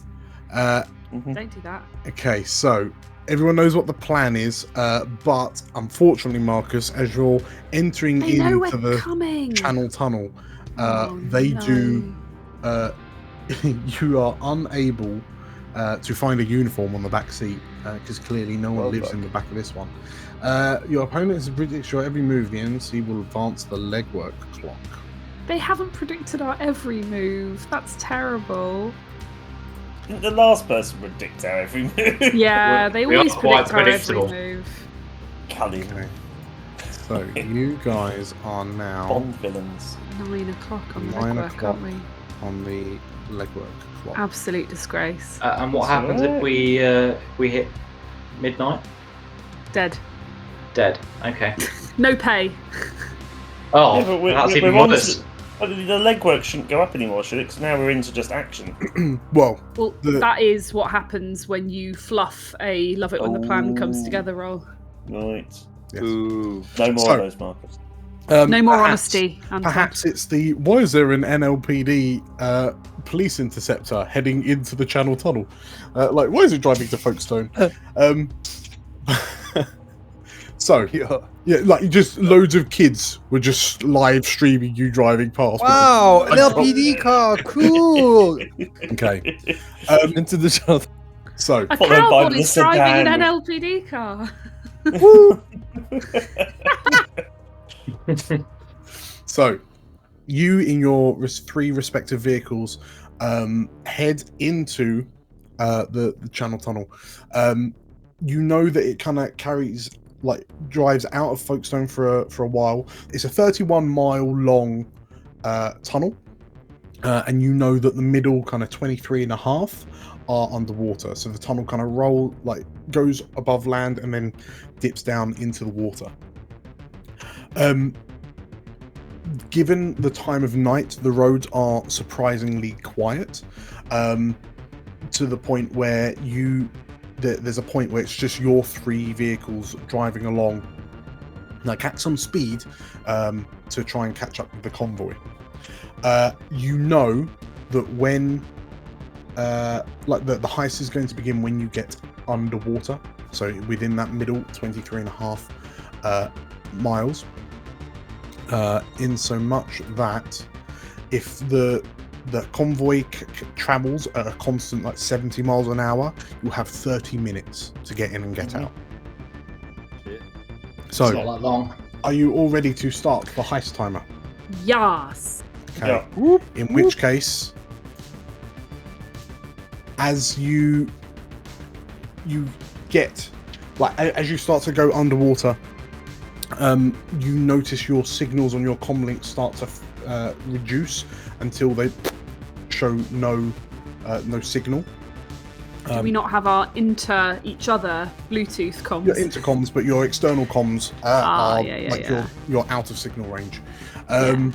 You know that you've left behind, as you're entering into the tunnel, you know that there was some aerial support, and you suspect that once you get to the other end, there'll be sort of like the helicopters that are overhead awaiting you and the like. So you know that time is very, very precious. As you Thompson looks to you, Marcus, as if to ask for permission. Yep. Step on it. Let's go. And with that, he pulls a trigger with one of his hands, because obviously everything's controlled from his hands. And you feel the interceptor, the turbo in the engine of the interceptor kicks in, and it you feel yourself pushed back into your seat as this Oh yeah, police Tommy. car Tommy. zooms past this sedan. Yeah. Bear, you've never seen a metal contraption like that move so fast. But at that point, there's another roar of an engine as Ellie whizzes past you. Vroom, And Ooh, it's gonna be wild. Here we go. Adrenaline. Gonna get pumped. Yeah, baby. Price, you take the opportunity to floor it as best you can, and the car lurches a bit and it starts to pick up and accelerate to speeds it's never travelled at before. And sure enough, as the tunnel lights are whizzing past you, and Ellie, you can see them kind of reflecting over your visor. In the distance, you can see approximately, it takes about 2 miles to catch up, but you see the shape of this large armored truck trundling along, the sound of its large engine reverberating down the tunnel towards you, and you see that there are two 4x4s tailing it. Starting with Marcus in the Interceptor with Thompson, what do you do? Price, Bear, you get the backpack one, I get the back one. You get them grenades. So what's going to happen is Thompson and Marcus will go side by side with the truck, and they'll be aiming backwards at one of those 4x4s. And then Price and Bear, I'm not sure what they're doing. Sure. Okay. Well, you say that to Thompson, and Thompson kind of nods. He pulls the accelerator as hard as he can, and the car rips forward. He swerves and drives between the two escorting 4x4s, which kind of instinctively swerve out the way slightly as this NLPD Interceptor just roars up. And you are behind the truck, and between the truck and the two escort vehicles, which are side by side. And what do you do? If Bear and Price are in position, Marcus will lean out the window with his assault rifle and armor-piercing bullets and light them up. Okay. In which case, as you lean out of the passenger window, sit your bum on the windowsill and pull your rifle out. That sounds like a mix it up. What are you trying to do? I'm going to try to hit the driver. Okay. Roll a mix it up. So we're just going to pop up passenger side and just light him up. Mix it up.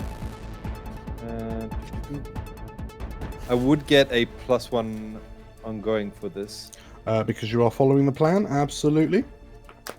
This is the plan. This is the way. 10. I achieved the objective. Okay. So Bear, Price, Ellie, you watch as Marcus leans out this window and with controlled burst into the windscreen, you see the bullets impacting on the windscreen. The windscreen itself is bulletproof, but with your concentrated burst, you're able to hit a small enough area enough times that one of the bullets flies through. And Ellie, you watch as the car that Marcus has been firing at suddenly swerves, veers off to the side, smashes into a bollard, and flips. Jeez. Woo dang. All right. And as the car, as this upside down 4x4 is skidding along the ground, and Ellie, you have to dodge around it. Price and Bear, what are you doing? The other 4x4 appears to be panicking because its ally just got shot up. So if I was to throw Price's Rubik's Cube at this 4x4, yes, could I turn it into something that is not a 4x4? 2x2. For example, it's just an object. It wouldn't be something as big. So you could maybe aim for the tyre and make the tyre square or not there. Ooh, yeah. Dan, whatever you think's possible. Make the tyre not there. Yeah. I was picturing turning the car into the little food cart that Price and I ate at earlier or something. But I think to do that, you'd have to use Arcana and Gear to give it a very, because it's on there. If it's got to be appropriate to the situation, you've got to spend Arcana and Gear to it. Otherwise, you're just transmuting something into something else. Okay, but I could aim for the tyre and turn it into a balloon or something. Yeah, marshmallow. Oh, yeah. Marshmallow. Perfect. Okay, right. In which case, Price, it's difficult for you to see where you're going until you kind of pull to the side of the 4x4 and can see out of the driver window. It's much easier to drive this way. Yes. And as you pull up, Bear, are you in the front seat or the back seat? I'm riding shotgun with Price. Cool. Right. Okay, so you're in the passenger seat and you pull up alongside this this kind of black 4x4. We're talking blacked out windows, everything's very sleek and nondescript. But it sounds like you're using this Rubik's Cube for violent purposes. Yes. Because I'm with him, does he get my link bonus with him? You would have to roll that. Thing is, But you can assist because you're driving. So you're like driving and trying to get bear into position. Yeah, Just that's roll a this little, way. right, a little. Yeah. Hold it steady, Price. So Oh the dear. thing is, What do I need to roll I for would argue you're not, because you're throwing a Rubik's Cube and you're aiming for a wheel. I'm going to argue that's not violence per se. What that No, is pressure. instead is, where's it I'm gone? bad at everything except violence. Is it act under pressure? It's right? act under Yeah. pressure. Yeah. Because you've got to, Yes. like, while this car's moving and it's bouncing around, you've got to aim and then Mm-hmm. Gotta Get on keep target. your cool. keep your cool. Okay, just- So, Price, by all means, you can roll help or interfere to try and keep the car steady and get it into an optimal position. Oh, do I get +3 to this, don't I? You are +3 Yeah. with that, yes. Yay! 9. Nice, So Okay. it should be a full success. So Oh, it already is +3. that is +3. Yeah. So Bear, Ah, you get to okay. take +1 on your act under pressure, which is a cool roll as you Okay. lean out the window with this Rubik's cube, and you can just about see the driver going, "What?" Hmm. So I can add one forward Yes. to that, can I? Okay. Yeah, just a straight call. Oh, that's that kind of stuff. So Oh, that you got it. You is did it. a 9. Okay. Ooh. So Nice. Nice. Lovely. Thanks, Price. you Well done. stumble, hesitate, or flinch. The MC will offer you a worse outcome, hard bargain, or ugly choice. The car rams into the motorcycle. Into Okay. Marcus. So you were throwing the Rubik's Cube in an attempt to take out basically one of the wheels. Yeah, so that the car would crash. Yeah. Or not be able to keep up with us. I will say It hits the school bus travelling. That's an ugly joke. okay. You It hits a child in the face. turns the child into a marshmallow.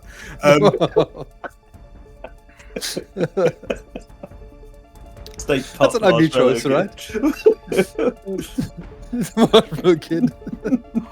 I'm so sorry that this is what's going to happen. You lean out the window and you throw the Rubik's Cube. But as that happens, one of the rear passenger, like driver's side passenger windows comes down, and someone begins firing at Price's car. Instinctively, Price has to swerve, which makes you. Ooh, you throw the Rubik's Cube. It still hits the wheel, but Price swerves so much that your bag of grenades that were on the dashboard, No.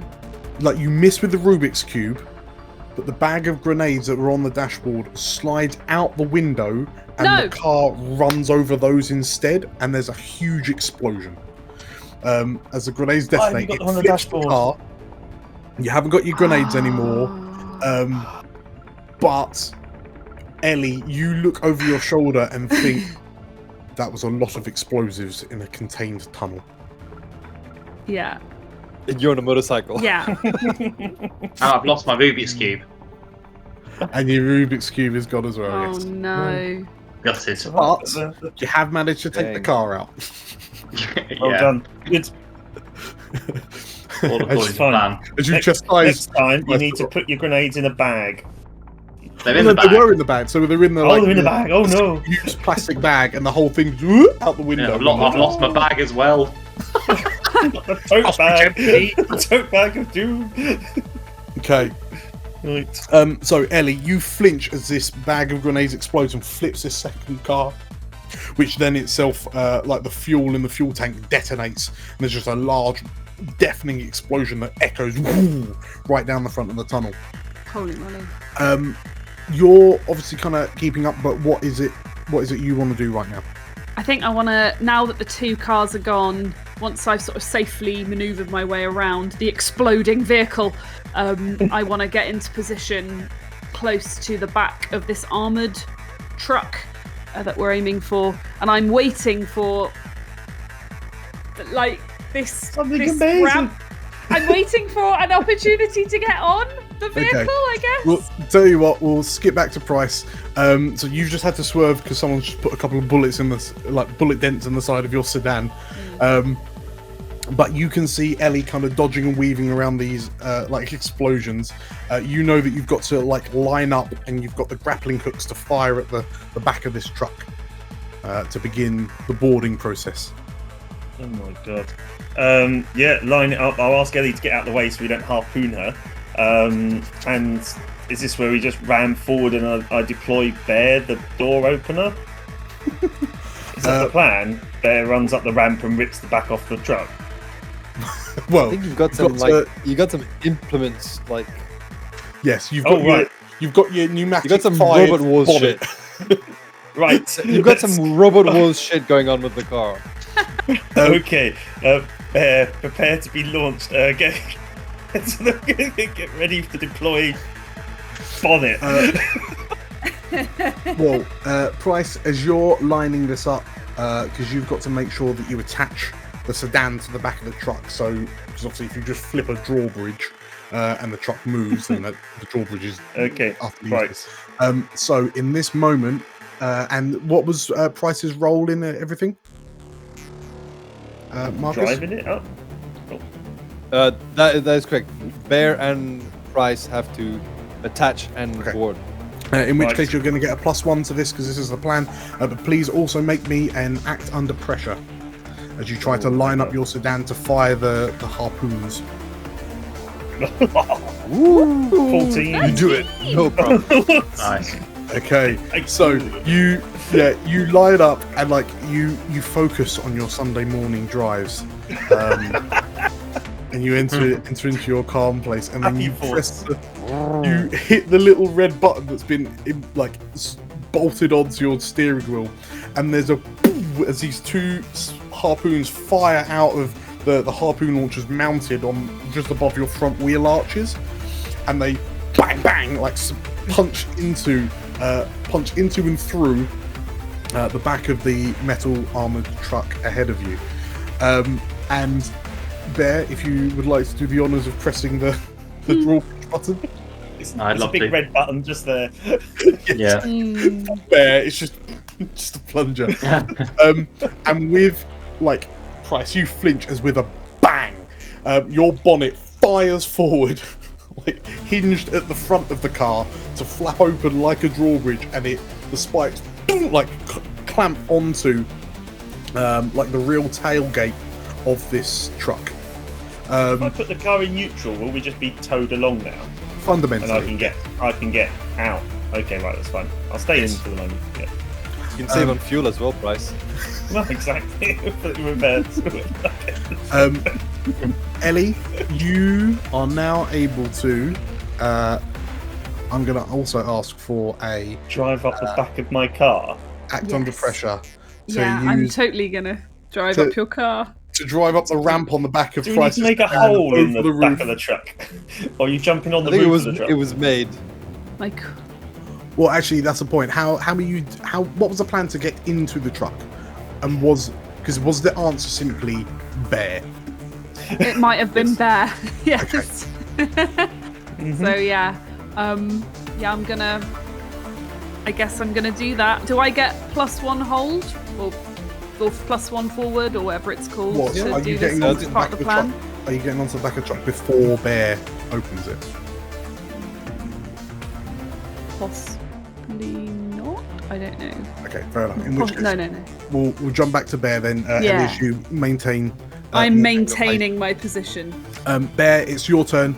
As you clamber out the sunroof through the tank hatch that's been attached to the top of Price's sedan, in front of you, you've got the slope down. I'll tell you what I am doing. I'm keeping a careful lookout in case somebody sticks their head out and starts trying to attack Bear, or if anything happens, any signs of life from inside the vehicle, basically. Surprisingly, there doesn't seem to be. There is not. Okay.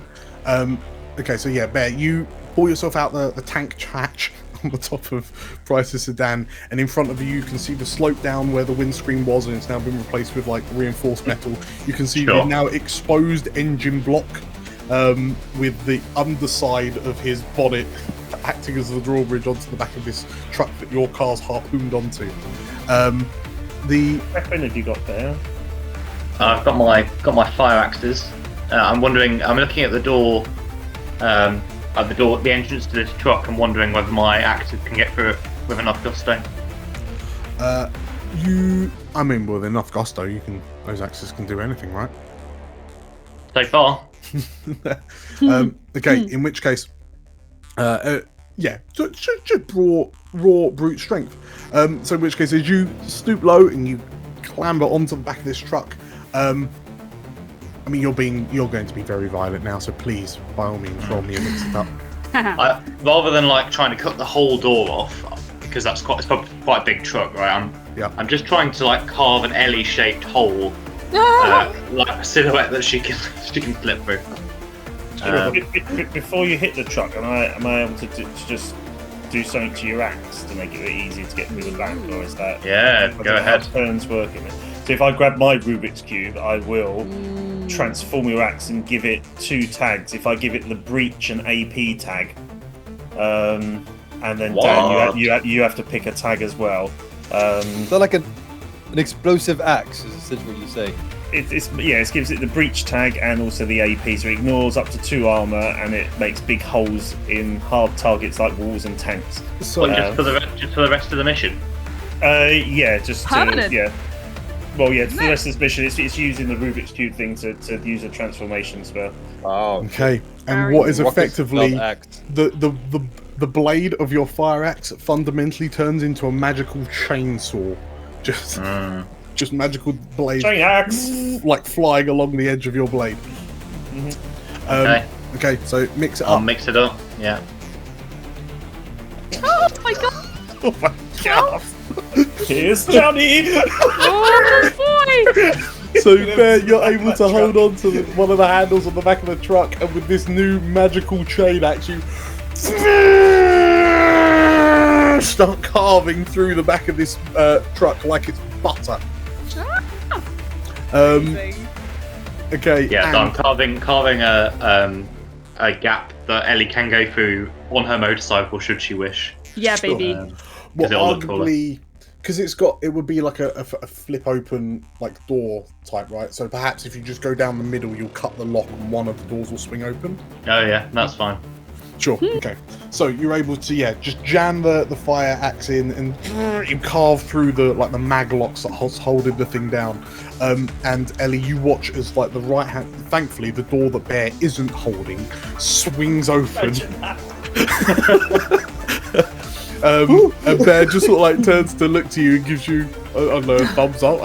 Right. I'll just check that there's no one obviously in the door waiting to shoot her as she comes in. Sure. As you peer in, it's a relatively narrow, kind of corridor, if you will. There's a number of kind of computer terminals, and you can't see through to like the driver cockpit. But it looks like Ellie's bedroom in there. It's just all these computers and screens, and what appear to be mannequins. Mannequins. Oh, I don't like that. That's never good. Mannequins. All right. Cyber I'll just give her the all clear and Right. gesture her in. Okay, Ellie, hit me up with a axe under pressure. Yeah. Okay. Okay. It's a 10. Hey, rocket. I It's all gonna go zoom wrong across the sedan and onto the truck. Okay. So you get some air as you sail past Bear and just sort of like slam the bike into this truck. You manage to kind of dismount before it squishes your leg, but you are now in the truck and I say there's all these kind of data terminals everywhere and they're all just kind of flicking around. They look like security systems. In this moment, given what you're seeing, it dawns on you that this truck is being like piloted. Like you're able to peer through the small holes in the There's no one that in separate there. you and the thing, and it looks like this thing's being controlled remotely almost. I think first thing, if I've still got anything I can do before other people act. Well, first I'm going to prepare to do is assess for kind of surveillance within the cab. I want to like kill the cameras if there are any, because presumably whoever's piloting this thing has sight on what's going on in the inside. Sure. Well, as you mount, like as you enter, first off, you are some distance along the tunnel. Yes. So that clock goes up. The explosive entry puts up the action clock. Okay. As you look up, you see a ceiling-mounted camera. Yeah. And you see the glint of red as it seemingly looks at you. I've still got my helmet on at this stage, and so yeah, I'm gonna immediately. I think I'm just gonna shoot the camera. Nice. In which case, you shoot the camera and. Love it. Long gone are those days you'd hack in and disable it. Now you've got a wall-mounted gun. You're just like, shoot this, shoot that. Yeah. It has the same effect at the end of the day. So you, like, without skipping a beat, you lift your. So I should point out, there's loads of consoles, but everything in here is brightly coloured, and it's very, very on brand for MVNN. Everything is a shade of white, like baby blue or electric pink. Yeah. Hate these guys. As you just fire one shot with your new synth-eye to take out the camera, and you step in, you take a moment and stop as you go to pass one of the mannequins, which look like armoured test dummies wearing kind of large visored helmets. Oh no. Oh no. Is that Universal Soldier? No, it's gonna be. Oh no, it's droids! Droid soldiers! Oh, they're incredible though. In unison, these droid-like figures that are upsettingly deliberately feminine in design, even down to their high heel boots.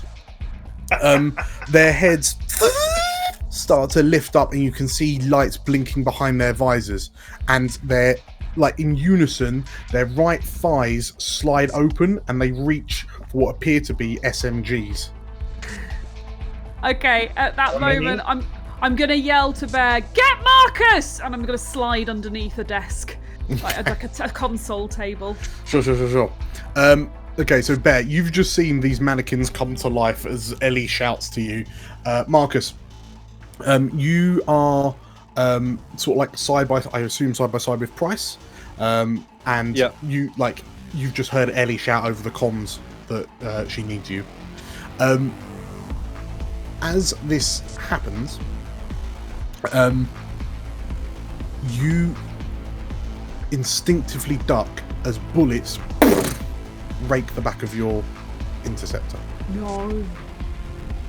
And over the sound of your engines, you've missed the roar of more engines from behind you, and as you peer over your shoulder, you can see that there are 3 motorcycles and what appears to be a UCAS military Humvee in hot pursuit. No. All right. And if you zoom in, you see from a top hatch an individual with a cowboy hat peers out, takes the hat off and puts it back in the car, and then pulls out a large sniper rifle and drops the tripod to balance it on the top of the Humvee. And looks through the sight for a moment, and then gives you a little. And you notice Jacob give you a little wave. You shoot Cat again. Oh god. And with your experience, you immediately recognise that these bikers seemingly are Hades security. Oh shit. Right, Marcus, what do you do? Marcus will ignore the dolls and will auto fire, ideally on everyone. So if there's a zone, right, I have auto fire, so I can select a zone. I'm just going to shoot everything there. So I would like to do that, please, with my armor piercing round.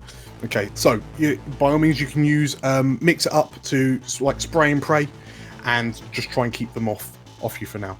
because you know. So it actually just it would deal damage. So autofire would deal damage. Oh, okay. If you're, as far as I understand it, it's just the tag of the weapon just allows you to just deal damage. Sure. If there are allies within that area, they might be effective, but they are not. Gotcha. Yeah. In which case, roll me a mix it up as you start firing into the bikers chasing you. Yeah, let's go. Because you know that they are going to catch up with you real quick. Let's go synth. +1 ongoing. Right? Yes, because it's your job to shoot everyone. Which is still the same. It's a 9. A 9. Okay. So you achieve your objective. What's the damage of your rifle? It's 3 harm, and the armor piercing negates 1 or 2 armor. Sure. Okay. So you're able to light up some of the. You're able to light up the bikes. You see the armor-piercing bullets. Some of them kind of glance off the front of the bikes, whilst the more kind of direct hits, you see the right-hand biker just take a couple of slugs. They like pierce through the helmet, and he just that biker just skids out and like wipes out into a wall. And the other 2 have to kind of pull back a bit. So you've managed to take out one of them with your thing, but please choose 2 poisons. All right. What do we want? Oops. I don't want to make any more. I don't need mission. Make too much Do I noise. take harm?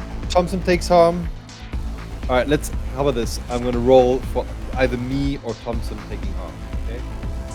1 to 3. It's Thompson. All right. 4 to 6. It's Marcus. It's Marcus. Marcus takes harm. Okay. So in which case, as you're like shooting at the oncoming bikes, they've kind of pulled up SMGs of their own, and they're like firing at you. And one of the stray bullets like hits you in the shoulder. It does 2 harm. What's your? I've got the heavy stuff on. So is that 2 armor? Armor. So I take no harm. So in which case you reduce the harm to 0, but you still need to make a harm roll. Yep. Okay, that's right.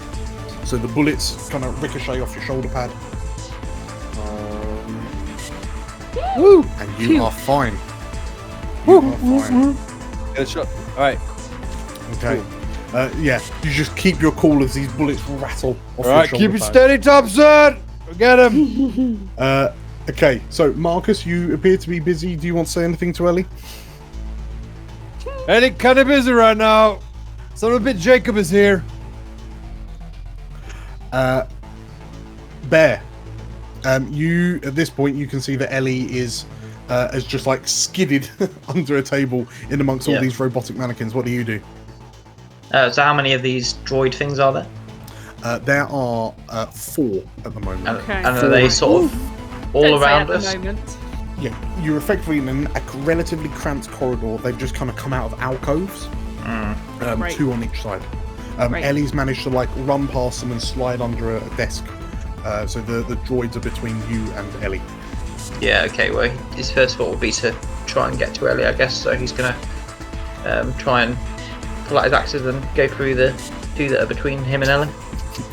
Nice. Okay. That sounds very much like violence, and your fire axe is still a magical chain axe. So. Yeah, it is. With breach and AP2. Yeah, they're already stupidly good, and the fire axes, they're stupid. Okay. Hey. So, normally you know that against metal creatures like this, the axe would take a little while to go through them. But achieving your objective, you're able to run up to. Well, tell me how you take out 2 of them, aided by the armor piercing of your axe. Yeah, so I guess he would.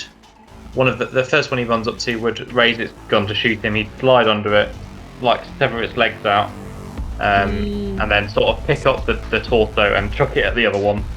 And then when it's pinned, he's able to sort of hack it to bits.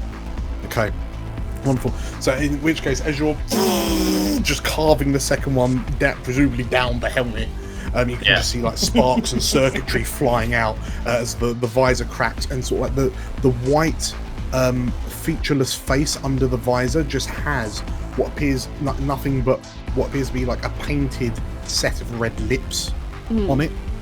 As you and sort of like the creature, like the robot's just like convulsing as you saw through it. The other two turn to regard you as they see you as the threat. And Price, you're seeing all of this through your little vision hole. Through my rearview mirror, though, I do take it. I see Mr. Cowboy hat with his sniper rifle. Yes. Yes. I have flashbacks to the boat, and in a moment of panic, I do drop the manipulation spell on the axe and click my fingers and let Cat go invisible and disappear. Okay. So that, because thinking what he's like, he's going to shoot the one person he knows who can download the stuff. That's going to be so if Cat's another. not there, she can still do that without being sniped. That's going to be another caster spell. That'd be an illusion, yeah.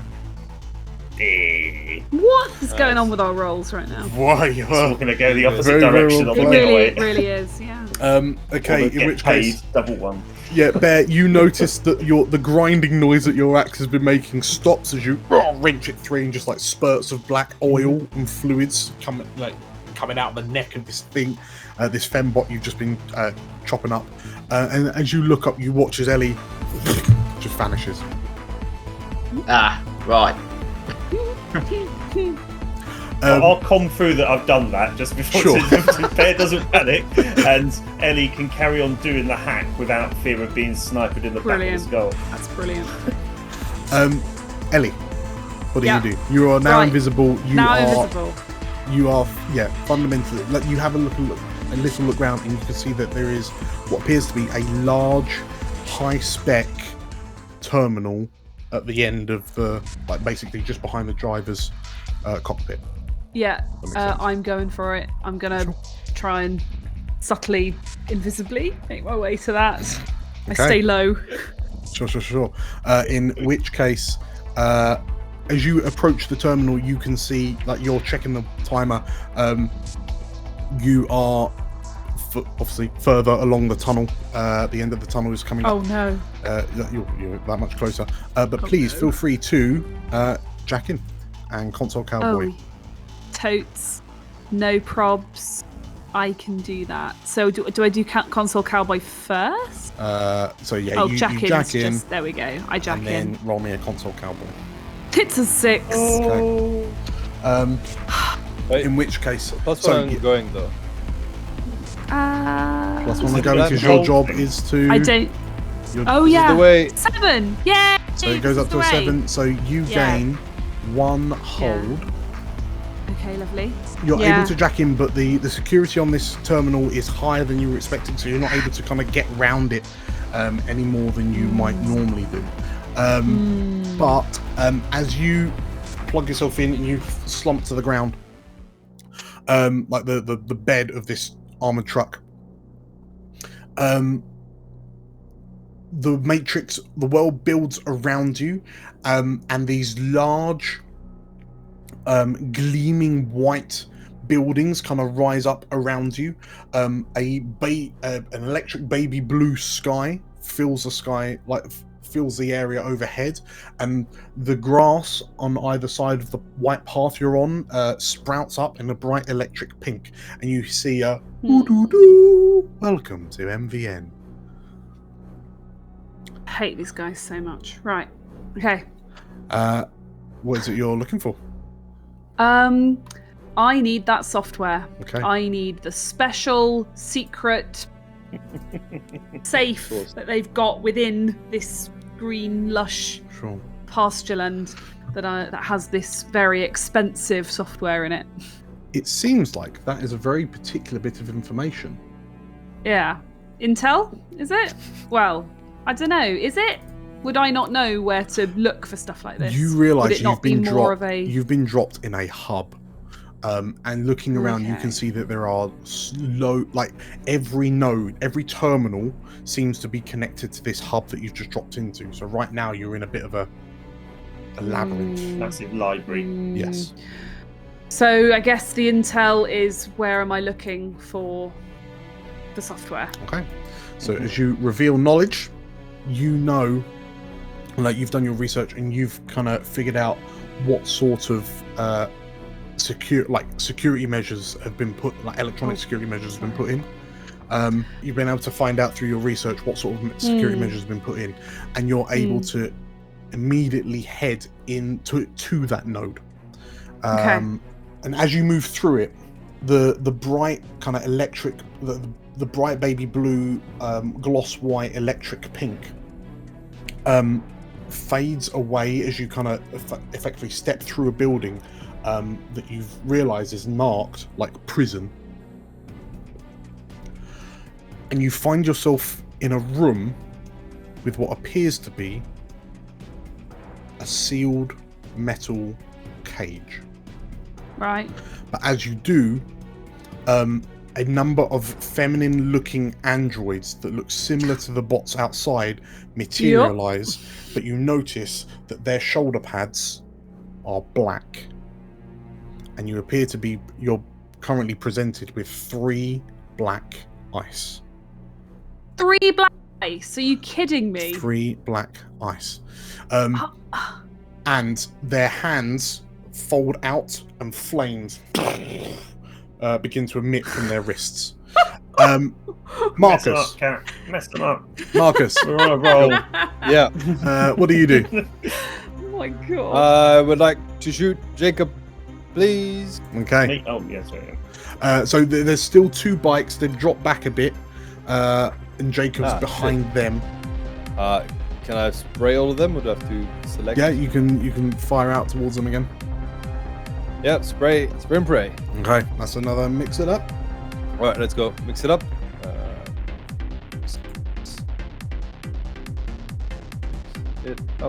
Let's go. Synth. Shit. That's a 7 though, which is a partial success. Bumps to a 7 because you're doing a rooty tooty point and shooty. Okay, so in which case you achieve your success. Who was you were shooting at in the end? Sorry. Oh shit. By the way, I'm doing way more damage than that. It's 3 plus 2 because I add my synth to damage. So I'm doing 5 damage across the board. Anyways, yeah. Okay. Okay. Yeah. Cool. So yeah, sorry. In which case, are you shooting at the bikes or Jacob? I'm shooting at Jacob now. Jacob. Okay. In which case, yeah, you bring up your rifle, and as your synth fires kind of focus and hone in, you see him sort of like aiming a shot up, and like his finger going to move to the trigger, and as you start like auto firing, just unloading into him, you manage to kind of pepper the car, and he like has to duck and dive a little bit. You need to choose a poison, sir. So I don't have the option. So you make too much noise, advance a clock. You take harm as established by the fiction. An ally takes harm, or something of value breaks. What, the action clock? We can move the action clock by 1, right? What about noise? It's like noisy already. What difference does it Yeah. make? All right, we're gonna move the action clock by 1 Okay. because we loud. We're not a fire in the tunnel. Okay, there is a lot of Blowing up fire bikes in and the cars. tunnels. And like it looks like Jacob's about to squeeze off a shot, but then he has to kind of duck. And you're shooting at an armored Humvee. You've got armor-piercing bullets, but yeah, you start like leaving heavy dents and cracks in the windscreen, but it's enough to make him duck out the way. Obviously, the car's not dead in any way, shape, or form. But you have made him duck his head down. How many hit points does a car have? More than you think. Shit. All right, we're working on it. You are now at 9 o'clock on the action clock. Bear, you hear like a noise come from somewhere in the truck, and like a red light begins to flash inside. It seems alarms have now been triggered. So Bear, as you hear that, you see 2 of the other droids kind of beginning to move towards you. What do you do? Yeah, so realising that my axe is no longer blessed by Price's magic, I'm going to just try and grab the nearest droid, and I guess I'm realising there's a fight going on outside of the truck, so I'm just going to try and hoik it out of the back of the truck to take out one of the bikes. Sure. Or at least give them something to dodge. Yeah, I mean, once again, that's a mix it up, isn't it? You're using. I can't say that's act under pressure because you're just hoofing someone out the back of something. I can't see Kat, can I? So I'm just assuming that she's getting on with the job. And you can see that the computers have lit up. And there's a wire that's kind of hanging down. Okay, so my role is just to keep these droids busy while she does her thing. Okay, so one of the droids. So the droid that's heading towards you brings a gun up, brings the SMG up just as you grab it. You successfully hoik the bot out of the back of the truck, but choose your poison on an 8. Just 1 or 2? 2. Okay. Or, yeah, Anton. Actually, you'll need to choose another one for your mix-up a second ago. So yeah, Bear, if you choose your 2. Make too much noise, you take harm, an ally takes harm, something of value breaks. Yeah, so I'm going to take harm. Okay. I guess the other droid has got a clean shot at my back while I'm hooking its friend out the door. And I don't really want to advance the mission clock again. So I'm going to say something of value breaks. Okay.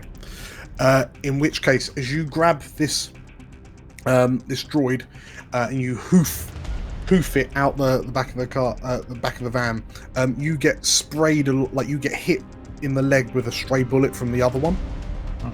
You take it's 2 damage from that.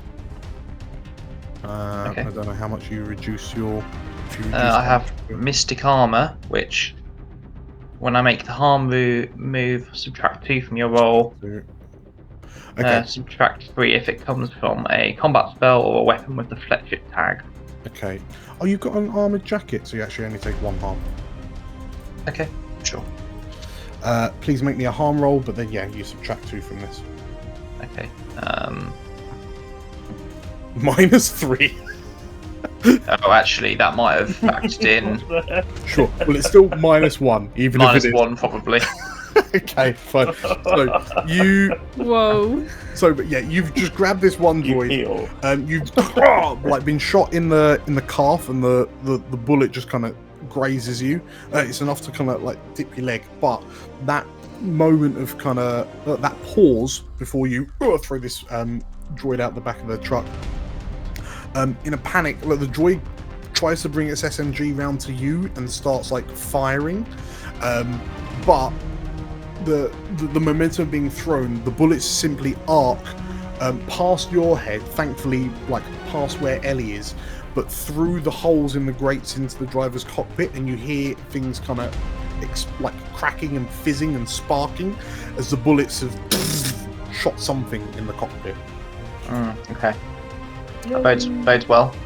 Did the bikes manage to dodge the robot? Well, so Price, you see this blue, pink, and white femdroid like fall out, crash onto your bonnet, and as you sort of like presumably just telekinetically push it off, as it rolls around. As it rolls around, Thompson has to swerve out the way. Thompson has to swerve out the way as well, and the 2 bikes dodge round it. And then Marcus, you watch as this droid just goes under the wheels of the armoured Humvee that Jacob's in. Price. There's one more robot in the back. One more robot in with Bear, and yeah, it's the one that just shot Bear. Right, let's levitate it out of there. Okay. Yeah, baby. Cast a Carry spell. on with the bowling theme. So because I've got a illusion spell already up, I do take -1 on this one. Because I can maintain manipulation spells, but not the illusion one without minuses. It's really hard holding the steering wheel with your elbow, why? Yeah. Okay. It's a 6. So it drops to a 6. Does this count as part of getting into the back of the truck with Marcus's thingy? I'm going to argue no. Right. So the flows of magical energy are too weak to harness or fail to control the energy you do pull together. The MC will make a move.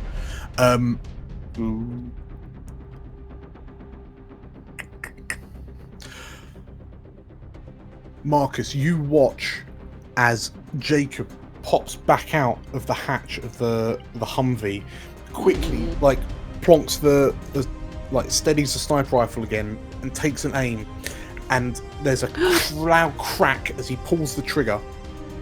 You hear the bullet like fizz past your head, and it strikes one of the harpoon cables holding Price's car to the back of the truck.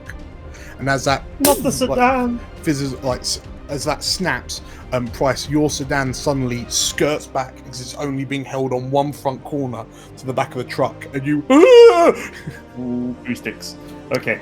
and like, yeah, there's just the sound of screeching tires and smoke as you're getting pulled along diagonally down the Channel Tunnel by this massive armored truck. The bonnet goes flying off as well. Bonnet. Poor bonnet. Whilst this is happening, Kat, Hi. you are face to face with 3 black ice femdroids. What do you do? This feels like a very nice moment for a flashbang. So I think I'm going to try and put them out of action for a second with the thing that Ezekiel gave me. Sure. So as you've got the flashbang prepped and primed, please roll me a synth. A synth, just a straight synth. Roll a synth. So fundamentally, tell you what, I can post what it does in the chat. Oh, really? So can I roll it in the chat? So if you just click here we go. Yeah, if you just click on your synth, and that'll then we can have a look. No. How is 2d6 plus 2 come to 4? That is the worst roll I have ever seen in my life. We started off well, everyone. Do you get +1 for Marcus's thing on this? Doesn't make a bloody difference, does it? It's still a fail. In which case, as you prep and prime the flashbang that Ezekiel gave you, and you trigger it, your deck begins to overheat dramatically. And I know it says +1 trace. It says +1 trace, and it seems to be activating more security protocols within. Come on. As the flash, you've done the bang, but not the flash. Thanks, Ezekiel. So that was a freebie. What would you like to do now? I guess I'll die, please. Thanks. 3 black ice and nothing I can do about it. My hold would be for things like once they execute a program against me, I can like shut one of those down. But I've only got one of those. Well, in this moment, the box and leg it. In this moment, it looks like a big, large, like animal cage almost, but with like solid walls.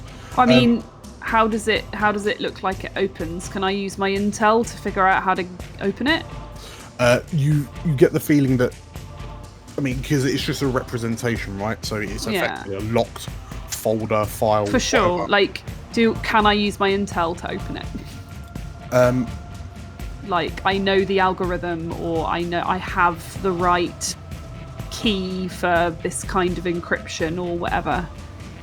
So the reveal knowledge will tell you what the security protocols are, which you can then use as your +1 to take forward to compromise security. So I'm doing reveal knowledge. So if you do a reveal knowledge, then you'll know what the security subroutines are. Well, that's what I was asking, to use my intel essentially. Sure. Yeah. And then that will then give you a +1 if you then roll a compromise security. Do I have to wait till next turn to do that? No. By all means, you can. So you reveal your knowledge. Yeah. That intel disappears. Right. And yeah, you've figured out what kind of encryptions there are on this thing. As you go to roll compromise security, and the 3 black ice are now descending on you with their flamethrower arms, you hear boom, boom, boom, and 3 knocks come from the cage. What? You roll in compromise security? I guess. Okay. With a +1. success. 12. Way. Okay, so as these 3 black ice descend on you, you kind of dive into the code that comprises the avatar of this cage, and you start like pulling apart the bits that you need to pull apart and reconnecting the bits. And you watch, like as you finish, and the ice, like the ice now kind of surrounding you, and they bring up their flaming wrists. The top of the cage, the top of the box, begins to slide off. Like a slide off, and there's a neon green light emanating from inside it, and the ice stop and turn to look at the cage, and you hear What? I'll be let out, Cat. I'll be let out. and a figure begins to rise from the cage. Who is this? Is this some advanced AI? Is this a person's avatar? Who this? And what appears to be No, not him. Not him. No. Who's that? You let him out the box. Get in the cage. a smiling Venetian Get back in the mask box. face, wearing what Looks appears like to be it. a very I've seen him old before, time surely. red coat with a ruffled collar, white shirt, rises up with this grotesque smile, and the face looks to you for a moment and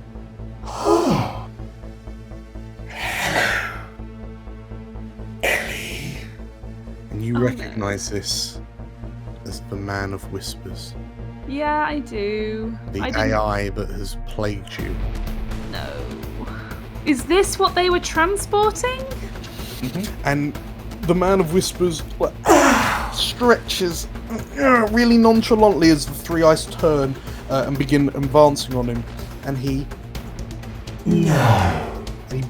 just effortlessly waves his hands in front of it himself, and the ice just shatter. Dope. Well, this is a surprise, isn't it, Ellie? Bear. You have 1 Fem droid left with you. What do you do? I think seeing that our escape ramp is gone, I'm going to try and gain access to the driver's cockpit, and I'm going to use the remaining Fem droid to gain access. Okay. Sure. Do you think there's a steering wheel up front? There's always a steering wheel, as far as that's concerned. Okay. In which case, you're just so violent, Bear. Please roll me another mix it up. He does one thing in a variety of ways. Yes. Oh no. Oh no. Even 5. with the following the plan. Does it ram you into the dashboard? So That's fine as long as we get through. you rush forward, you grab this thing by the legs, and as you lift it up and try to grab it to turn it into a battering ram, it starts fighting you off. You notice that in one hand it's obviously got its SMG, which it can't fire at you because you're point blank range. But its other hand, you hear a distinct and claws come out the fingers, and it starts trying to rake at you. In fact, it will do just that. It rakes at you for 3 damage, so your armored clothing takes that down to 2 damage, so you're up to 9 o'clock. But please, can you roll me another harm as it tussles back with you? Sure. I didn't go to plan. Okay, you Whew. are absolutely fine. But yeah, and this thing, you're just grappling, and you're as it just starts stabbing into your back with its fingertips. Marcus, you can hear all sorts of pained cries coming from Bear over the comms, and you're your left ear is ringing as this high cal sniper shot just flew past your head. What do you do? Okay. So I was just reading up on weapon tags. So the assault rifle I have has auto fire, which means the user can opt to temporarily give the weapon plus area and plus reload Yeah, essentially, and then there's another exception for it. It's Belf. And plus area, the weapon harms everyone in the area of effect. So we didn't do a reload, but also I don't really think I affected an area. So what would you like to rule there? If it was the area, like I think all the bikes would have gone down. If you're happy to That's do how I see one it. more mix it up, this will affect. Like, if you succeed in one more mix up, you'll take out the rest of the bikes. Woo! Let's do it. Okay. I need to take one harm though. Did you take a shot from one of the bikes on your last mix up? Yes, I would have. Okay, Yeah. cool. Marcus So would you have take a taken harm. If you quickly make me a harm roll from last time as well. Yeah, moves, harm. Oh, fuck. No. Oh, no. choose one. You're out of action, unconscious, no. trapped, incoherent, or panicked. Take the full harm of the attack before it Lose a body part. reduced by No. armor. If you already took the full harm, take plus an additional harm. You lose a piece So of I'll take plus one harm. Yeah, well, you I'll do take that. full harm, so you're wearing 3 armor, 2 armor. 2, but the SMGs do 2, so 0. So I take plus 1, so I'm on 1 harm. That's before it was reduced by armor. So instead of it being reduced to like 0 harm, you take the 2 harm because it catches you in a bit that isn't covered by armor. And okay, so you're on 2 harm as you are like it clips you on the cheek, I guess. Okay, cool. So you've taken like you've been shot by one of the bikers' beer. Now you can make a mix it up to try and take them all out. Let's do it. Synth, let's go! Okay. In which case, We're in parade, baby. as you grit your teeth and bang your elbow on the top of the roof, the top of the intercept to try and sort of like shake the pain out. And as your synth goes in, tell me how you take out these 2 additional bikes. Alright. Thompson, put the brakes on! He puts the brake on. Reverses into one of the bikes. Okay. Right? And then just shoots the other one from the side, essentially, as they reverse back into the bike. Sure. So he slams on the brakes. One of the bikers that's immediately behind you panics and just bam, like goes in. The head, like the helmet, hits the back of the back windscreen of the interceptor, and there's a horrible as the neck can't is the bit that gives first, and this Hades security just kind of flops off the side. One of the other bikers drives forward and then pulls on the brakes as they notice they've overtaken you. You take that opportunity to just take him down, and he skids out and crashes off to the side. Happy days. Thompson then slams the back on the gas, and you get caught on the stomach on the roof hatch. As it's just you and this armored Hades Humvee. Good enough. Okay, you've successfully done that. Price. What does Price do? You're currently being dragged along by this armored truck at a 45-degree angle. Your poor all-weather tires. Not looking good, is it? We just got one Humvee thing chasing us. Yes, so it's now you attached to the armored truck, then the police interceptor, and a little way back is now just the armored Humvee. With a whopping big sniper rifle attached to it. So if I drop the illusion thing, I don't need to get the -1 anymore, and I think Ellie's quite safe that far back from it. And then I'm going to throw up a barrier in front of the Humvee's tyre to try and flip it using manipulation. Hot dang! Okay. You'll have to detach to get that distance. You'll have to detach from the back of the armored truck to then, because the Humvee's not pulling up to you, so you'll have to approach the Humvee. Detaching the sedan, getting control of it again, basically rolling pretty much lined up with Marcus's interceptor, and then you'll be in range to cast a spell out the back window. Yeah, let's do that. Okay. In which case, Bear, you hear a boom as the sedan ungrapples, so it skids backwards. And Price, as you're just desperately trying to like spin the wheel to regain panic drive direction, whilst also trying to cast a spell. Please roll me a cast a spell. Right. Hey! Nice. Whoa. Amazing. A barrier, you say? Jacob in trouble. Barrier. In which case, Marcus, you watch as Price just sort of like there's a panic. 360s. There's a bit of a It panic, looks cool. and then eventually you see Drifting, like he manages yeah. to catch it. And as this car's just kind of going backwards, you see Price like one hand on the wheel, like one hand stretched out over the back passenger seats, Super cool.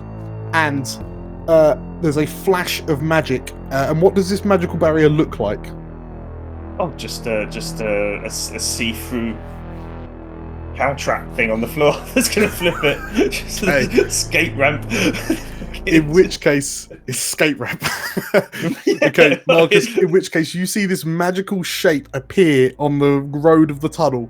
And like the Humvee notices it and slams on the brakes, but too late, and it hits it.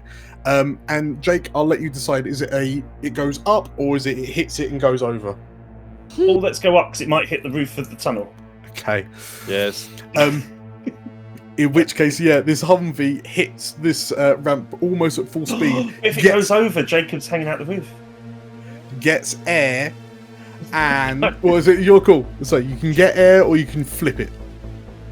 Oh, let's get air. Let's go with my initial impact of it hitting the roof. Make it fly. So Jacobs can survive. because there's not much height on the from tunnels. Marcus. Okay, so you hit the Humvee hits the ramp, it gets some air, and you see the front of the car smash into the roof, and it scrapes along a little bit before the back end catches up, and it flips backwards before kind of tumbling and crashes onto its side and just kind of skids along. And Marcus, in the Interceptor with Thompson, you start to pull away from this Humvee. As it slowly kind of grinds to a halt on its side, and you and this armored sedan just manage to kind of catch back up with the truck. Wow. Okay, you've dealt with the pursuers. Ellie, this rictus grin is looking at you. So this is the thing that I have seen a number of times before, including at the Blue Tree riot thing. Oh, really? I seem so. I've looked back in my notes. Ellie remembers this, but I, Julia, have had to look back in my notes. And basically, I tried to hack into the neural interface of the guy that we were like after Crumpet. in Crumpet, yeah. And instead, I saw this guy, and I'm sure I've seen him before as well. He's a very, very dangerous AI. You know that this AI is a dangerous AI, is a sentient AI, a rogue sentient AI as far as you understand it. But what is it doing in MVN's offline system? So before, like in the past, you also know that it has ties with Black Phoenix. Yes. And it also was present at the bombing of Westminster. Yes, all of that. What's it doing here is my question. Is it the thing I was sent to get by Ezekiel is my first question. Fancy seeing you in a place like this. Are you my knight in shining armor? The man whispers taunts. What if I was? Then I would owe you a great deal, wouldn't I? So come. Show me the way out. We can leave together. A beautiful, happy couple. Are you what I was sent to steal? And the Venetian mask turns into like a tragic comedy mask. Oh, in my hubris I got complacent. I walked straight into a little MVN honey trap, didn't I? And they're going to tear me apart and cut me into bits and bites. But not if you're here. Not if you're here to save me. It seems like. And the creature leans back and its joints bend unnaturally too far as it's over dramatically thinking. It seems like you don't have very long left before this thing careens through. It looks like the breads have been shot out. That's a shame, isn't it? And you can see that the Man of Whispers are looking around, and the world around you is starting, like his influence is starting to spread out through the coding of this MVN terminals, presumably controlling this truck. Well, looks like we're going to arrive at Calais at least 90 miles an hour, and the only thing stopping us is sheer kinetic force. That's going to make a mess of you. You too, if you're trapped in here. Well, yes. We seem to be in a bit of a bind then, don't we? How about I'll scratch your back, you scratch mine, you get me out of here, and I'll make sure that all of those rotocopters waiting for you suddenly forget how to fly. And then what? And then you go your way, I'll go mine. What's the harm in that? I think you're the harm in that. Well, perhaps I am. But who's to know? Tick-tock, cat. Tick-tock. The end of the tunnel is coming. Okay, I need a moment. This is not in character. This is me. I need a second. So, here's what I'm thinking. He turns into a clock with his face. Yes, thank you. That's lovely. Pendulum. I've got a hold left from my console cowboy. And what I want to know is, can I do something very clever to lock him back in the box he's currently half out of? Because I would like to take the box with me, basically. He has already begun to dismantle and rewrite this area of Matrix, which is what AIs tend to do. In which case, I need to try and escape without him, and we need to keep this thing offline, whatever this module that he's in, I think is my plan. We can't let this guy out. Okay. I'm probably going to try and distract him. Quite difficult with a sentient, super clever AI. Okay. But I think I'm going to ask him something. I'm going to try and flatter him. And try and get him to start doing some kind of... I'm going to get him to showboat for me, because I think he'd quite like that. Okay. I'm going to pretend I'm in awe of his cleverness. Fast talk, yeah, go on then. Okay. So I'm going to attempt to get him... I'm going to attempt to get him thinking about something just to impress me, or sort of just to show off. And then, while he's doing that, I'm going to try and get out.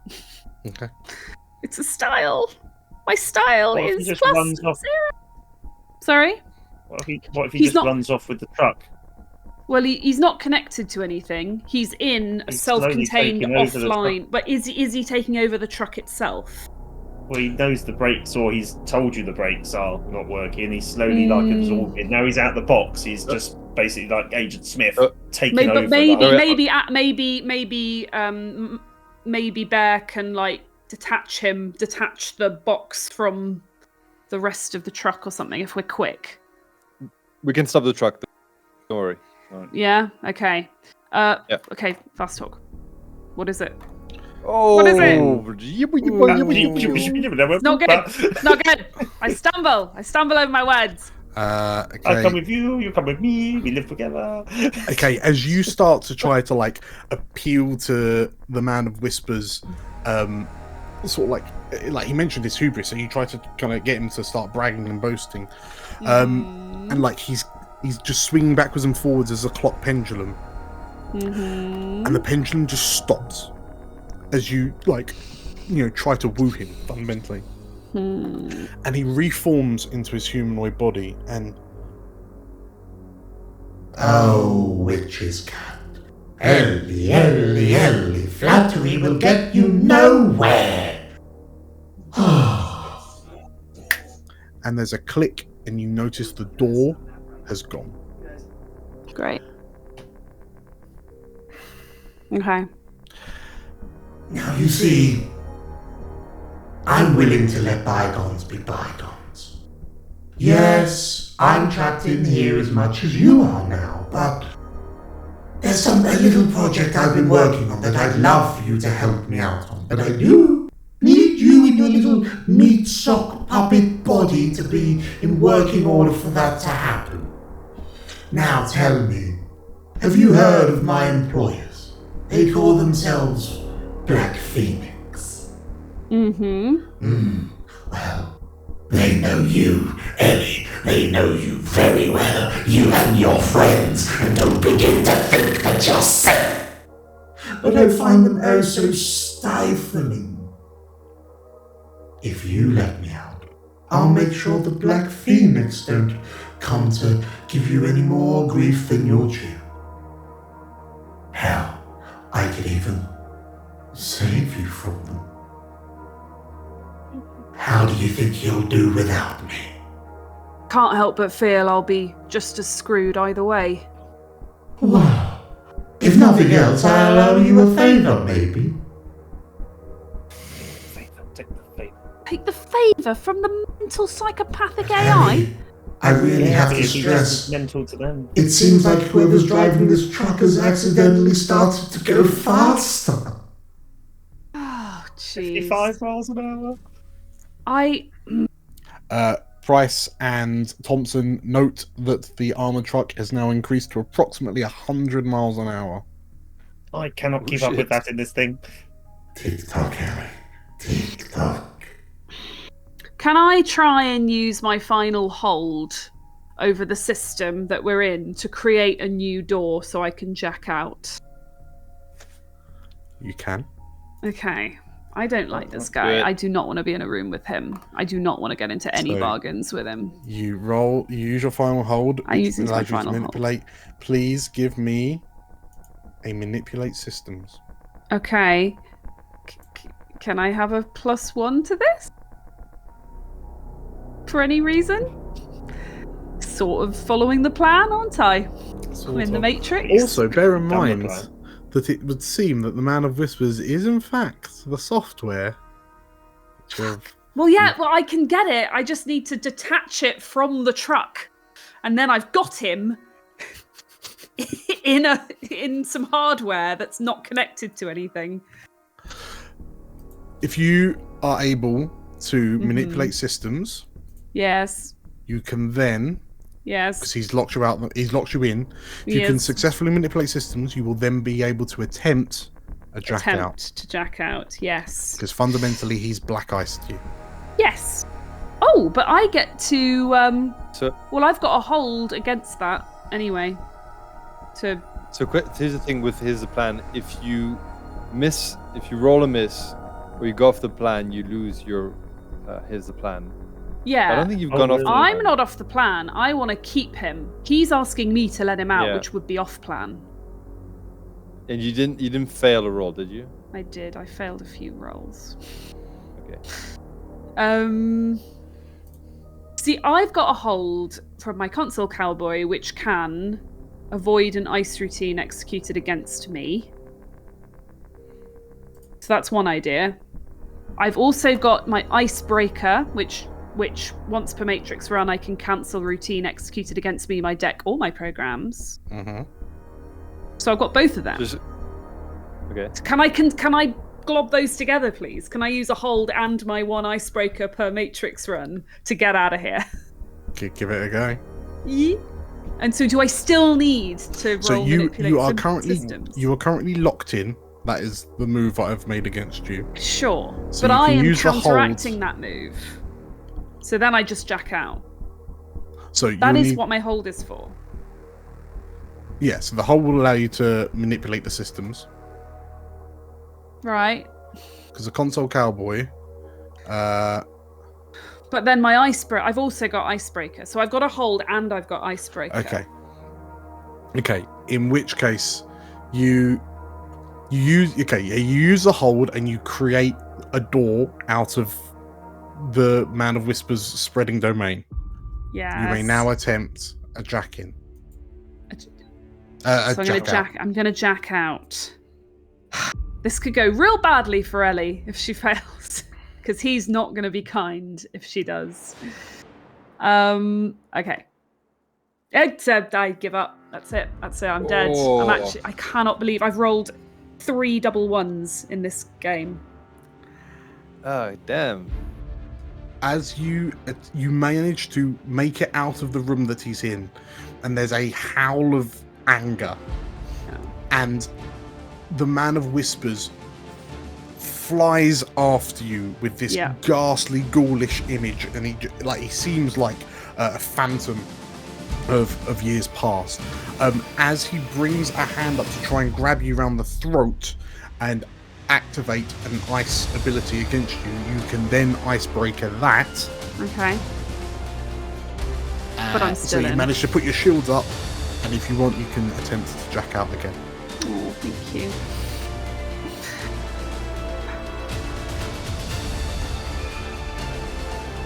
What's up now? The fourth double one. You. It was a 3. What statistically, what were the chances of 4 double ones? It is bad. Like, You, as the Man of Whispers grabs you around the throat and begins to squeeze, you, Doesn't force him out with you. You kind of close your eyes and try as best you can to focus on being back in meat space. Open your eyes with a gasp, and you're in the truck with Bear looking over you. It's in you. yeah, he is. He needs to escape as well. Bear, what do you do? Have you been hacked? Probably. Well, I think Bear's still getting clawed to ribbons by this droid thing, isn't he? Of course, yes. Yeah, please. How are you resolving that? Sorry. I think he's going to try and grab the droid's other arm, the gun arm, and he's just sort of trying to shoot it in the face with his own, trying to bend the gun back towards its head and pull the trigger, and he's probably like firing randomly around the truck in the process. Okay, yeah, but I mean, you're once again using violence. Please mix it up. I'm so badly hurt. I need to not Well, we fail. don't let you make cups of tea because you'll use violence to make the tea. Okay, in which case, yeah, as you're like, you've got these 5 finger points in your back, but you use that point of stationary, like there's no movement because they're in your back. You grab the shoulder, you grab the other arm, you wrench, and you hear something crack on the elbow, and as you bring the gun and wedge it under the helmet visor, and you crunch the hand to make it pull the trigger, and it unloads a few shots into its cranial dome, and the helmet explodes out as you point blank and make it shoot itself in the head.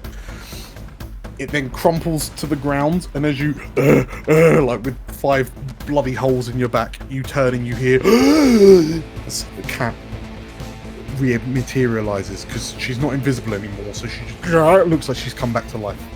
Yeah, I'll hobble over to her and see if she's alright. Cat, are you alright? No. I'm decidedly not alright. I know that I didn't get out. He let me out, which means he's in me or something.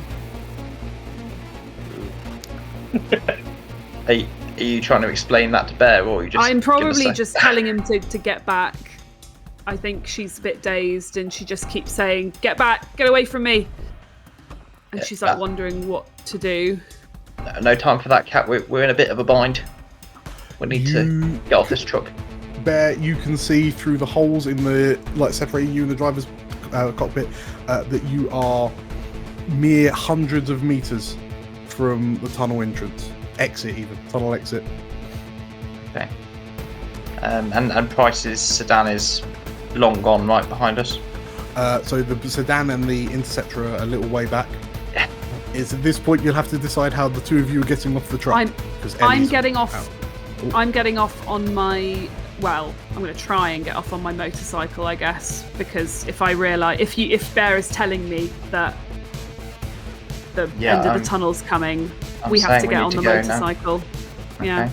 I forgot we had the motorcycle. That's much easier than what I was thinking. Okay. In which case, if the two of you are going to clamber onto Ellie's motorcycle, Ellie will be act under pressure to try and back out of a 100-mile-an-hour armored truck. I think I'm just gonna drive off the back. Okay. Directly. I'm not gonna back off. Sure. I mean, it's gonna be a gnarly landing, but yeah, I'm gonna try. Is there anything you can use to smooth the landing? I mean, if you had a. Yeah, Bear. Bear using his axe as a rudder or something. I don't know. Act Well, under is there pressure. like a ramp you could drive off the back of the truck? Like the back of the your- door? There car. was. There It was. was the sedan. Well, what if you had a little Rubik's Cube that can make a little ramp for you to drive Holy off? moly! Of course we can. Oh, we make a little ramp out of one of the bodies of the robots. I'll give you a +1 to this. What do I do? Wow. Act under Act pressure. under pressure with a +1. +1 forward, and then act under pressure. If you're another 4, we're giving up. Yeah! Oh, It's God. an 11. Baby. Okay, so you grab Bear, you plonk him on the back. You turn the ignition on, and Bear, Price and Marcus, you watch as Ellie and Bear like explode out the back of this armored truck, sort of like land, and there's a screech, and Ellie, you try to maintain it because there's the extra weight of Bear on the back, like tipping the bike from left to right. You manage to get the bike under control and kind of spin it round to a standstill as the Interceptor and sedan kind of pull up alongside you, and you all watch as this armored truck blows out the end of the tunnel like a battering ram, and there's just the sounds of screaming and demolition as this thing like smashes through barriers and bollards, and it takes out like a ticket booth. And, you hear the sounds of cars being smashed out of the way as this thing just bowls through into the Calais port. Welcome to France. You hear that on the tannoy. Bonjour, welcome to France. As with the devastation that's been caused, you can see you can hear like helicopters overhead, and they immediately start like breaking off and following the truck. You realise that actually you've just got a rather fantastic distraction to allow you to sneak out the end of the tunnel and make your getaway. Excellent. Marcus gets on the intercom of the NLPD vehicle. This is an emergency situation. This is an emergency situation. Stand clear. Stand clear. Yeah, exactly. In which case, Price, are you keeping your sedan? Or are we actually leaving that in much France? left of it, to be honest. Okay. Ellie, I'm not going to get that back. So, between Ellie and Bear on the bike, Marcus, Price, and Thompson in the Interceptor, you're able to like sneak out, make your way out of the docks with all the commotion going on around you, and make your way back to a private little boat vessel that Thompson has rigged up. It's the same speedboat that Excellent. picked you up from the Thames that's been docked over in Calais. So you leave, like Thompson rigs the Interceptor to drive off the Calais waterfront into the channel. Sad. I was going to say my sedan's not traceable back to. As you ask After what that, as you watch as Thompson drives the Interceptor off into the ocean in the channel, when you ask, but he goes, "Oh, don't worry, I've sorted that." And he reaches into his pocket, pulls out a button, presses it, and your sedan goes up in a ball of flames. Yeah. God. R.I.P. the sedan. Yeah, it's the end of an era, that is. That is. Survived so much. We've had some good times. As you all mount into the Thompson speedboat, and you begin making your way back to the Kentish coast. Can I run a little antivirus scan just quickly on my tech and my neural interface? I want to see what's hitched a little lift on me. I want to know which systems are compromised. All the pop-ups. All the pop-ups appear. Oh, really annoying. I bet you he's in your eye. I bet he's looking somewhere. out. I'm running antivirus software on all of it just to see what's in He's there. above ground. He's probably beamed out via satellite by now. He's way gone. Jeez. I want to double check he's not listening to what because I need to dip call you in the Ezekiel. channel just to be safe. Can we dip you in the channel on the way just to be safe? Please don't. As you run you frantically, when you're on the speedboat and you can start thinking you're not having to drive this motorcycle, you immediately begin to your diagnostics checks. Roll me a quick synth roll, just a straight Sure. Straight synth. Sorry. Price can use your holy water on 13. Eddie. You do it run, now, can't you I? run a diagnostics, and you find one malicious entity. Right, where? It's in your private data bank. Right, great. Oh, he's reading up on me, is he? Lovely. And when you find the offending file, it appears to be what is effectively a postcard that says, "See you soon." Bastard. And there is an attached program. Why would... Oh, has he left me, done me a little favour, like he said he was going to? Has he given me a little taste that I can sell to Ezekiel? When you are you inspecting the program? Like as safely as I can without just unleashing it on the rest of my deck. Yeah, sure. It is a desktop dancing lady Oh, God. in Right. MVN colours. Yeah, of course it is. Dancing in front of some rather incriminating footage of high-ranking MVN corporates. Ooh. We're getting Maybe we will get paid, paid. Yes. Very, very quickly, if you Shall roll I me, call Ezekiel? if you make the call and roll a get paid. Oh, getting paid. Okay. So, what do I add to this? So you will be adding 3, for there are 3. 3 unfilled legwork segments. Is that right? 10. Oh, yes. Okay. 10. Give me the money. Roll. So choose 3 from the list below with your 10. It's not a setup or ambush. You are paid in full. The meeting doesn't attract the attention of outside parties. The employer is identifiable. You I learn think something from the first, mission. What do you think? The first 3, not a setup, No, we paid need in full. experience as well. Well, we're going to get Learn something from the experience. mission. Yeah, we want more. Do you want it not? Okay, so I would quite like this to not be a setup. After all we've been through, I would quite like to get paid in full. For my trouble. What do others think? Would you prefer? Would you prefer XP or not attracting attention? I'd like XP personally. Yeah. Right. So not a setup, paid in full XP, please. Okay.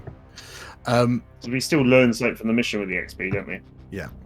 So Ezekiel Mm-hmm. thanks you for this. Says, "Oh, I thought it was going to be software, but now this is much better." He happily accepts this incriminating evidence because he knows he's going to make a lot more money off it than software was going to. He pays you in full, which means you get 4 times what you put in. Mm-hmm. Shit. Nice. It is not set up or ambush. He is very happy with the transaction. And everyone will mark additional experience because, Ellie, presumably, you've come face to face with the Man of Whispers. Yes, please. However, because of the wanton destruction, Oh yeah, MVN, and they definitely knew it was us you are as well. very much on MVN's radar. Thanks. I don't know. I don't know what you're talking about. Right. Do we get another experience for finding out information about Black Phoenix? If Ellie's sharing that, you would. Yeah, I do. Thank you. Well, tell you what, we'll figure this all out in a bit, but congratulations, everyone, on your successful channel heist. Yeah, well done. Nice one. So, yeah, thanks, Tim. Piece of cake. If you enjoyed that, we make sure to hit the like button and leave some comments down below on how well you thought that all went. I mean, Not well. It was flawless, absolutely flawless. Yes, we have other videos. So if you like Shadowrun, we've got other episodes like this. We've got fantasy stuff. We've got all sorts of stuff. You should come and have a look. You should also hit the subscribe button and hit the bell icon because we're uploading stuff pretty much every week. And you wouldn't want to miss out, would you? Nope. No, not at all. No. So, congratulations, everyone. Thank you for playing. Thank you all for watching and or listening. And we'll see you next time. See you next time. See you next time. Bye-bye. Bye. Bye. Bye. Welcome to MVN News. Telling you what you need to know. There are reports coming in of a small-scale disturbance at the Calais entrance to the Channel Tunnel last night. It is reported that a number of environmental protesters became violent and set fire to a number of vehicles, including an MVN charity food parcel delivery truck, causing a mild amount of inconvenience to local traffic. Whilst French authorities were slow to react to the event, MVN security led by Anvian's industry-leading frontline emergency mechanized, or FEM, droids were fortunately on location to help the beleaguered commuters. The protesters gave themselves up willingly, and no further aggravation is to be expected. We commend the efficiency of MVN's ever-vigilant security forces, who are dedicated to preserving peace and community. What a happy story. All's well that ends well. In celebration, we have prepared a short 30-minute presentation on the benefits of installing MVN's brand new personal surveillance systems to ensure we can keep an eye on you wherever you are. That's coming up right after these advertisements. If you enjoyed the video, please leave a like and comment down below. You can find more Explorers and Elsewhere content right here. You should also go ahead and subscribe to the channel by clicking right here. Click the bell to receive notifications of new uploads. Until next time, stick to the shadows.